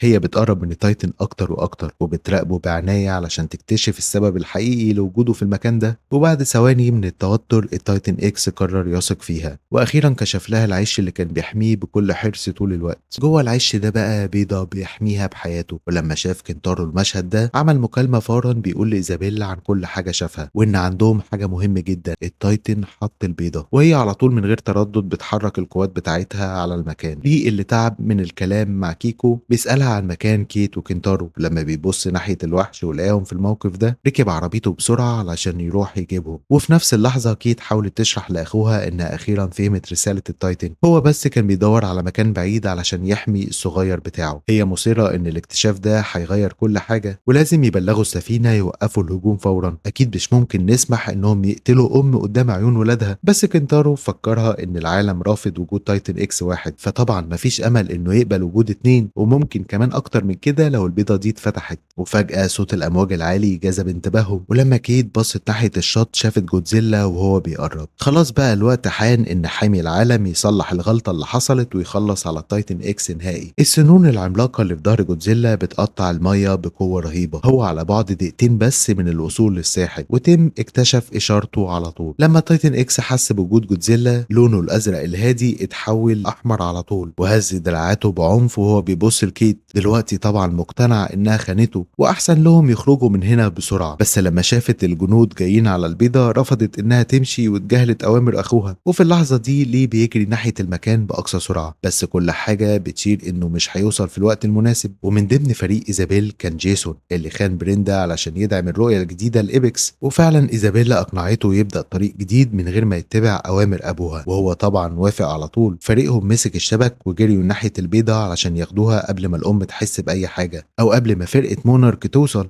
وجودزيلا طبعا كان التشتيت المثالي علشان ينفذوا سرقة مثالية. كيت مش قادرة تصدق ان اخوها خانها بالشكل ده، هي حاسة بارتباط قوي جدا بالتايتن اكس، لكن في اللحظة دي ما كانتش قادرة تفكر بوضوح. وعلى الساحل بقى التايتن اكس حاصر جودزيلا بدراعاته، والمعركة بدأت على طول. وبعد ثواني بس هليكوبتر نقل نجح ياخد البيضة من غير ما الام تحس باللي بيحصل. بعد شوية جودزيلا طلع شعاع الطاقة بتاعه على التايتن اكس، وطبعا سبب له ضرر كبير جدا، بس اللي اخد جزء الضرر الاكبر كان جيسون اللي اتحول لرماد في لحظة واحدة بس قدام قوة الطاقة الذرية. وفي لحظة الضعف واليأس دي التايتن قرر يهرب بسرعة ناحية الهليكوبتر اللي اخدت البيضة ويأجل المعركة لوقت تاني، بس جودزيلا ما سابوش يروح بسهولة وفضل يجري وراه في مطاردة شرسة. واخيرا بيكون مصير الصغير في ايد ايزابيل وكينتارو. في غرفة التحكم تيم بيعرف الجميع ان شركة ايبكس بتنفي تماما اي علاقة باللي حصل في الجزيرة، وده خلى الفريق في حالة حيرة ومش عارفين مين اللي ممكن يكون ورا كل ده. الحقيقة يا عزيزي ان في ناس تانية خالص هي اللي ماسكة الخيوط ورا الكواليس. من اللي جمعوه لحد دلوقتي هم بيتابعوا كذا طيارة غير مصرح لها بتطير فوق جزيرة الجمجمة، والجزيرة دي بالظبط هي واجهة التايتنز دلوقتي. وده معناه ان اللي ورا الموضوع ده عنده معلومات قوية جدا وكان بيراقبهم لفترة طويلة. وفي الوقت نفسه اتساب 2 من رجالة جيسون على الشاطئ واتلقطوا بعد كده من فريق مونر، ولما اتحقق معاهم اعترفوا ان كيت وكينتارو كانوا معاهم في الوحدة. لكن ليه من الناحية التانية كان عايز يعرف اذا كانوا فعلا بيتعاونوا معاهم ولا انهم محتجزين كأسرى، لكن للأسف تيم لسه مش قادر يجاوب على السؤال ده. المفاجأة بقى لما وصلوا أخيرا لشواطئ الجزيرة، تايتن اكس طلع على صخرة وضرب زئير مخيف وجودزيلا رد عليه على طول. وفي اللحظة دي كان باين انهم على وشك الاشتباك في معركة جديدة حتى الموت، بس في الحقيقة جودزيلا كان عايز يتأكد ان الوحش التاني بيدخل جزيرة الجمجمة، كأنه عاوز يحبسه في المكان البعيد ده بعيد عن كل حاجة تانية. ولما اتأكد ان فعلا تايتن اكس وصل للجزيرة جودزيلا بيرجع، وده طبعا بوظ خطة ليه انه يقضي عليه. بعد كده كيكو اكتشفت ان مسار هجرة تايتن اكس فعلا بينتهي هنا في الجزيرة، وده معناه انه لازم يكون في شق طبيعي ومستقر مختفي في اي مكان في الجزيرة. ولحسن الحظ في عدة مواقع محددة ومتسجلة فعلا على الخريطة. ولما كيكو بتراجع اوراق بيل مش قادرة تمنع نفسها خالص من انها تفكر في مغامراتهم القديمة. بتفتكر كويس لما كانوا في غينيا سنة 1958 لما قرروا فجأة يتجوزوا بعد ما اتأكدوا من وجود الشق. كانوا فرحانين جدا لدرجة انهم جريوا وسط المطر علشان يزعجوا راجل عجوز في بيته ويطلبوا منه انه يجوزهم على طول. وفي نفس الوقت على جزيرة الجمجمة كينتارو وإيزابيلا قاعدين ومستعدين وجاهزين ينفذوا خطتهم، بس كيت ما بتوقفش انها تقول انهم غسلوا دماغه وان الوضع كله غلط في غلط. واضح كده انها بتتكلم من منطلق رابطها النفسي العميق مع تايتن اكس، بس الباقيين بصراحة مش فارق معاهم كلامها دلوقتي خالص. وهنا إيزابيل بتقول لها تسكت شوية علشان تشرح لهم نواياهم الحقيقية. هم مش ناويين يأذوا تايتن اكس او يستخدموه كسلاح، هدفهم الحقيقي هو انهم يخلوا المخلوق ده يقودهم للمكان بالظبط اللي فيه الشق اللي بيستخدمه في كل دورة هجرة. الشق ده بالذات ما بيتقفلش ابدا، وممكن يكون طريق ذهاب واياب لنقل الموارد بين العوالم، لكن اهتمام إيزابيل الاساسي هو استغلال تمدد الزمن بين الابعاد. تخيل كده معايا ان عندك مرض ملوش علاج وموتك اكيد،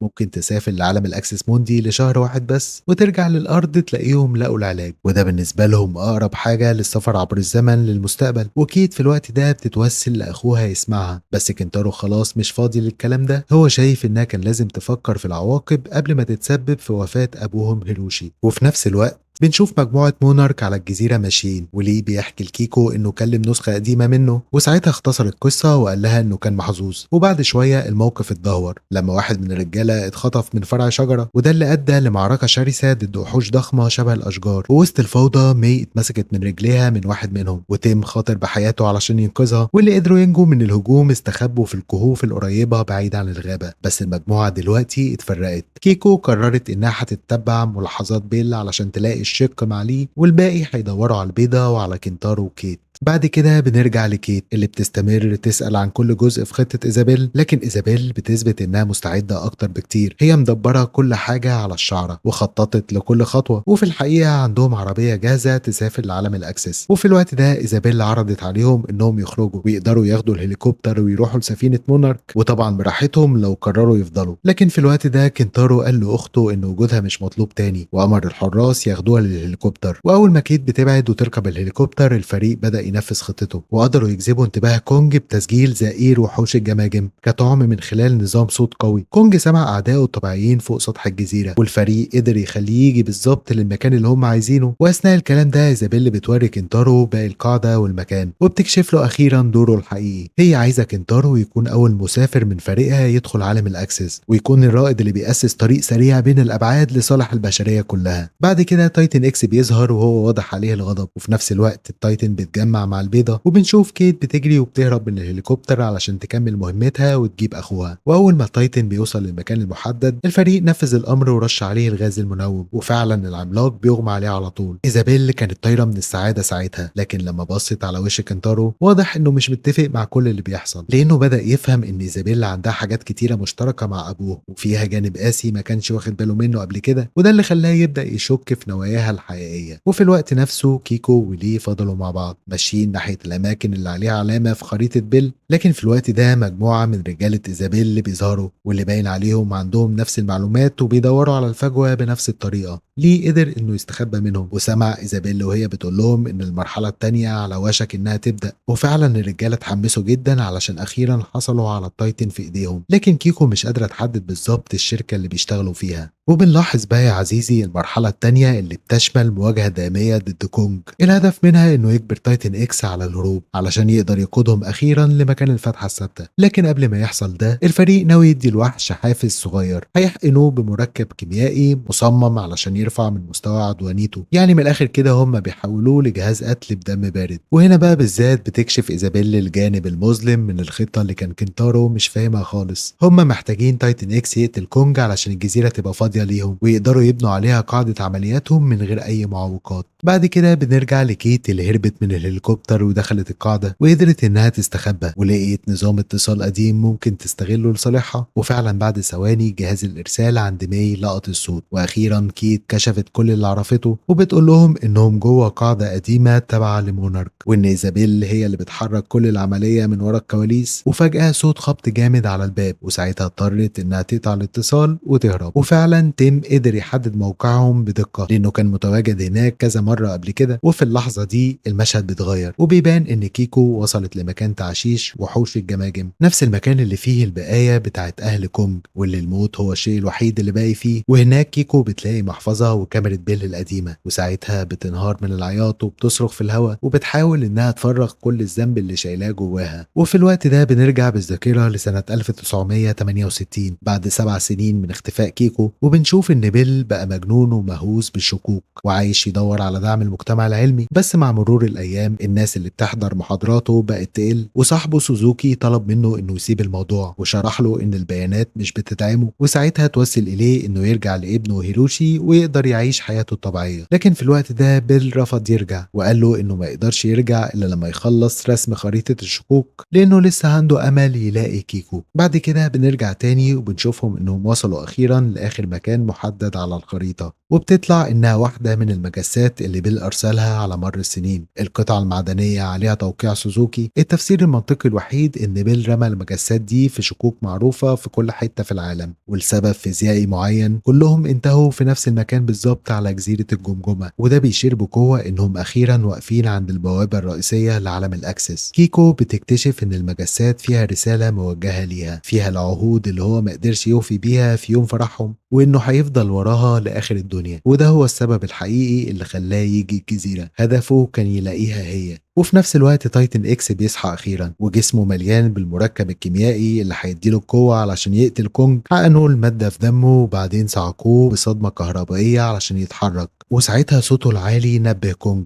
اللي لحد اللحظه دي كان بيتابع صوت غير حقيقي، لكن دلوقتي غير مساره علشان يواجه التهديد الجديد وجها لوجه. المهم يا عزيزي، كنتارو اخيرا قدر يلاقي طريقه يهرب بيها من المجموعه من غير ما حد ياخد باله. اما كيت وصلت للبيضه ولمستها وحست باتصال غريب معاها، وفي الوقت ده كنتارو بيظهر، وكيت بتتوسل لاخر مره علشان يساعدها ترجع البيضه عشان التايتن يرجع للعالم بتاعه الاصلي. لكن في الوقت ده كنتارو قال لها ان لو ايزابيل صح وانهم يقدروا يستغلوا تمدد الزمن، يبقى هيروشي ابوهم ممكن يرجع، بس طبعا لازم تثق فيه. وكيت دلوقتي قدام خيار بيكسر القلب علشان مش عارفه تعمل ايه، تساعد تايتن اكس ولا تساعد كنتارو اخوها على امل ان ابوهم يرجع ليه، وهو بيحاول بكل قوته يلقط اشاره باللاسلكي علشان يكلم تيم. وليه في الوقت ده كان على اخره عاوز يبلغهم انهم اخيرا حددوا مكان الصدع. الخطه كانت انهم يجرجروا تايتن اكس للفتحه دي علشان يرجعوه مكانه، بس طبعا الجزيره دي مشهوره بالتشويش الطبيعي والاشاره كانت ميته خالص ومحدش عارف يوصل لحد. وفي نفس الوقت كيكو كانت بتعاني لان جوابات بيل كانت تقيله عليها قوي ومخلياها تايهه ومنفصله عن الواقع، وكانت غرقانه في احساس بالذنب لانها كانت فاكره ان بيل ساب هيروشي وخلع، بس الحقيقه المره ان بيل قضى كل ثانيه في عمره بيحاول يرجع عيلته لبعض تاني. وليه في الوقت ده كان لازم يفوقها من الحاله اللي هي فيها وفكرها انهم مرتبطين بوقت محدد، وقال لها فوقي يا كيكو، احنا ما عندناش وقت والوقت هنا بيجري ضدنا. ليه اعترف ان بيل كان عنده حق في كل كلمه قالها عن الاكسس موندي، بس مفيش رفاهيه للسرحان في اكتر مكان خطر على الكوكب. وفجاه يا معلم الارض بدات تتهز تحت رجليهم هزه مش طبيعيه، ودي العلامه العالميه في جزيره الجمجمه انك لازم تتحرك فورا. من تحت الارض طلعت اشواك عملاقه بتلف زي الشنيور وبدات تطاردهم بجنون ناحيه حيطان هليكوبتر قديمه، وبعد لحظات رعب وتوتر اكتشفوا ان اللي بيهاجمهم دول يرقات عملاقه وقويه جدا.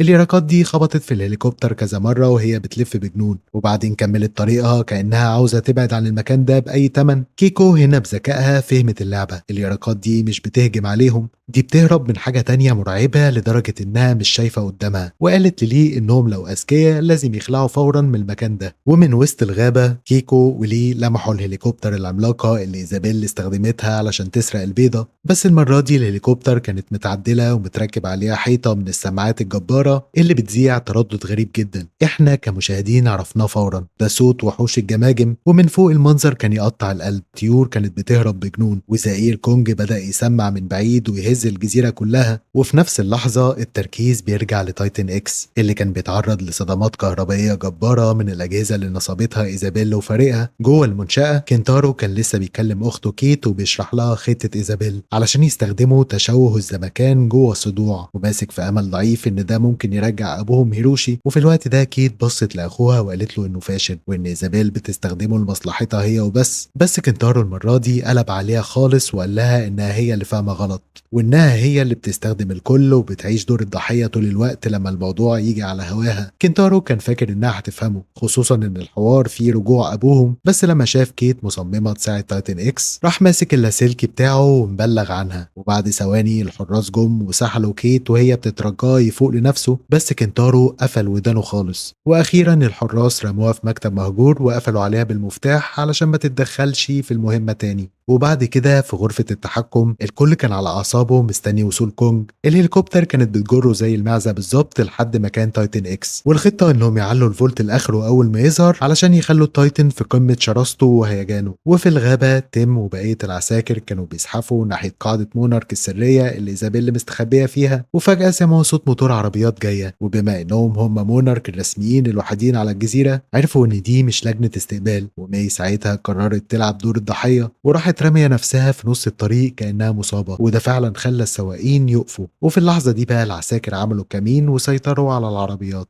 بعد كده بنرجع لكيكو اللي بدأت تجمع الخيوط من وقت ما ليه ساب حفيدتها عند سوزوكي في تجارب البحيرة. هم سجلوا أصوات تايتن اكس وقتها، والخطة انهم يسرقوا الهليكوبتر اللي عليها السماعات ويذيعوا التسجيل ده علشان يجرجروا تايتن اكس للصدع. وهنا بقى ليه اعترف بسر كان مخبيه بخصوص الصدع اللي لقاه مع سوزوكي ونظام التليفون اللي خلاه يكلم نسخته الشباب، وهو نفس الشخص اللي حط جهاز التتبع على تايتن اكس. الصدمة الكبيرة لكيكو كانت ان ليه كان يقدر ينقذها من اكسس موندي من سنين طويلة، وكان يقدر يدي لنسخته الشابة احداثيات مكانها بالظبط، بس هو اختار ان المهمة اهم منها. وكيكو كانت متدمرة حرفيا، وقالت له بوجع ان ده معناه انه كان يقدر يرجعها لهيروشي وهو لسه طفل، وكانوا هيعيشوا مع بعض سنين طويلة، وكان زمانه لسه عايش. وليه في الوقت ده حاول يدافع عن نفسه وقال ان اللعب في الماضي خطر جدا، وانه كان عارف انها هتخرج في الاخر، بس كيكو ما كانتش شايفة غير السنين اللي ضاعت منها. وساعتها ليه ملقاش رد غير انه يهز كتافه ويقول لها كنت هتعملي ايه لو كنت مكاني. وبعد كده في القاعدة كنتارو سأل ايزابيل لو كان تعذيب تايتن اكس ضروري يعني، وهي ردت عليه بنفس السؤال،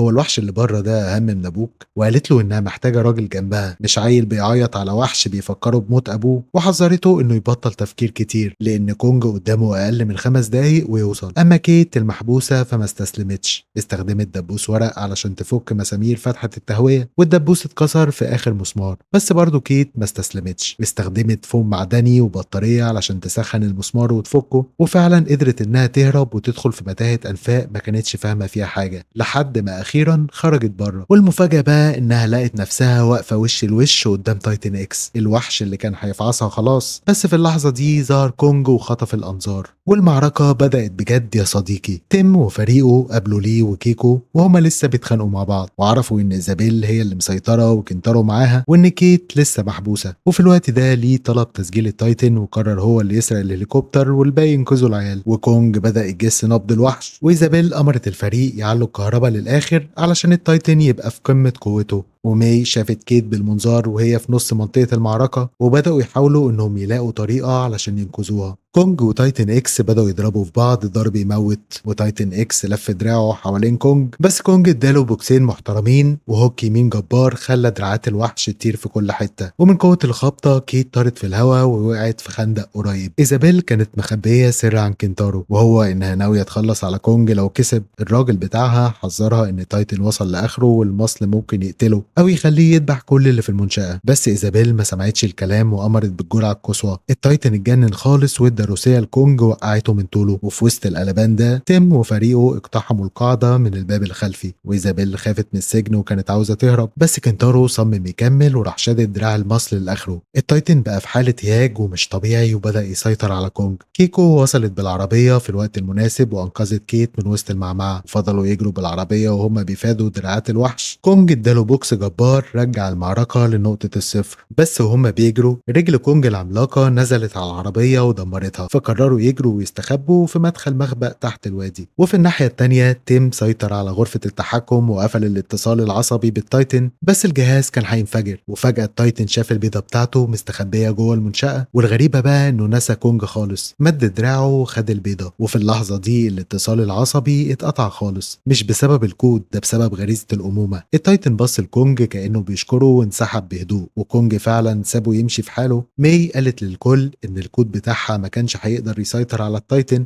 بس اخيرا غريزة الام هي اللي كسرت كل حاجة. وفي الوقت ده لي بيظهر بهليكوبتر السماعات علشان يجرجر التايتن للصدع ويرجعه بيته في اكسس موندي. كيت رفضت تمشي من غير كنتارو، راحت له الهليكوبتر بتاعته وحاولت تقنعه، بس كنتارو كشف لها سر كبير، هيروشي موجود فعلا في اكسس موندي وفي نسخة تانية منه ممكن يرجعوها. لكن في الوقت ده كيت قالت له ده اسمه انتحار، وكان رد كنتارو عليها ان فكرة انقاذها هي كمان كان انتحار، بس في الاخر هم عملوا كده. واخيرا كيت ودعت اخوها وركبت مع لي. وبنرجع للصدع، ماي شغلت شريط الصوت وعلوه لاخره، والتايتن بدأ ينتبه، لكن للأسف السيستم اتحرق من كتر الضغط. فكيت طلبت من لي يفتح الباب الخلفي ووقفت على الطرف علشان التايتن يشوفها ويثق فيها، وبالفعل التايتن لمس المية والصدع فتح. كيت شاورت له بالوداع، والتايتن رد الإشارة بدراعه واختفى جوه الصدع للأبد. وقبل ما الصدع يقفل، لي وكيكو شافوا لي الشاب من الناحية التانية وهو بيبتسم ليهم، وداع أخير بيقطع القلب. وكيكو أخيرا سمحت لي العجوز وخدت إيده في إيديها. وبعد ما رجعوا للعالم الطبيعي، كيت زارت نصب تذكاري لأبوها، واكتشفت إن اسم كيكو كمان كان مكتوب هناك كأنها ميتة من سنين. المدير قال لهم إن إيزابيل كان عندها حق في حاجة واحدة، أكسس موندي ممكن يستخدم كآلة زمن أو ينبوع شباب، وده خطر جدا لو العالم عرف. وأعلن عن مونارك 2.0 بموارد جبارة علشان يوقفوا إيزابيل ويرجعوا كنتارو. وفي الآخر بنشوف ليه على مركب رايح لمكان غريب، وبعدها قابل واحد اسمه أوتو علشان يطلب منه مساعدة، واللي بيقول له ده لسه في شابين كانوا عندي وبيطلبوا نفس الطلب، والشابين دول كنتارو وإيزابيل. وفي الوقت ده أوتو وراله حروق مرعبة على دراعه من حاجة شافها في الغابة. ليه طبعا ما تهزش وكمل طريقه ناحية بركان عملاق، والكاميرا بتبعد علشان نشوف المفاجأة. العملاق رودان نايم فوق الحمم البركانية. ودي بقى يا صديقي كانت نهاية الموسم. رودان دخل اللعبة، والموسم الجاي شكله هيبقى دمار شامل. استعد بقى للقلبان اللي جاي. وطبعا مش محتاج افكركم، لو عجبكم الفيديو ما تنسوش اللايك والاشتراك في القناة، وكمان ما تنسوش تكتبوا لي رأيكم في التعليقات. واشوفكم على خير الموسم الجاي.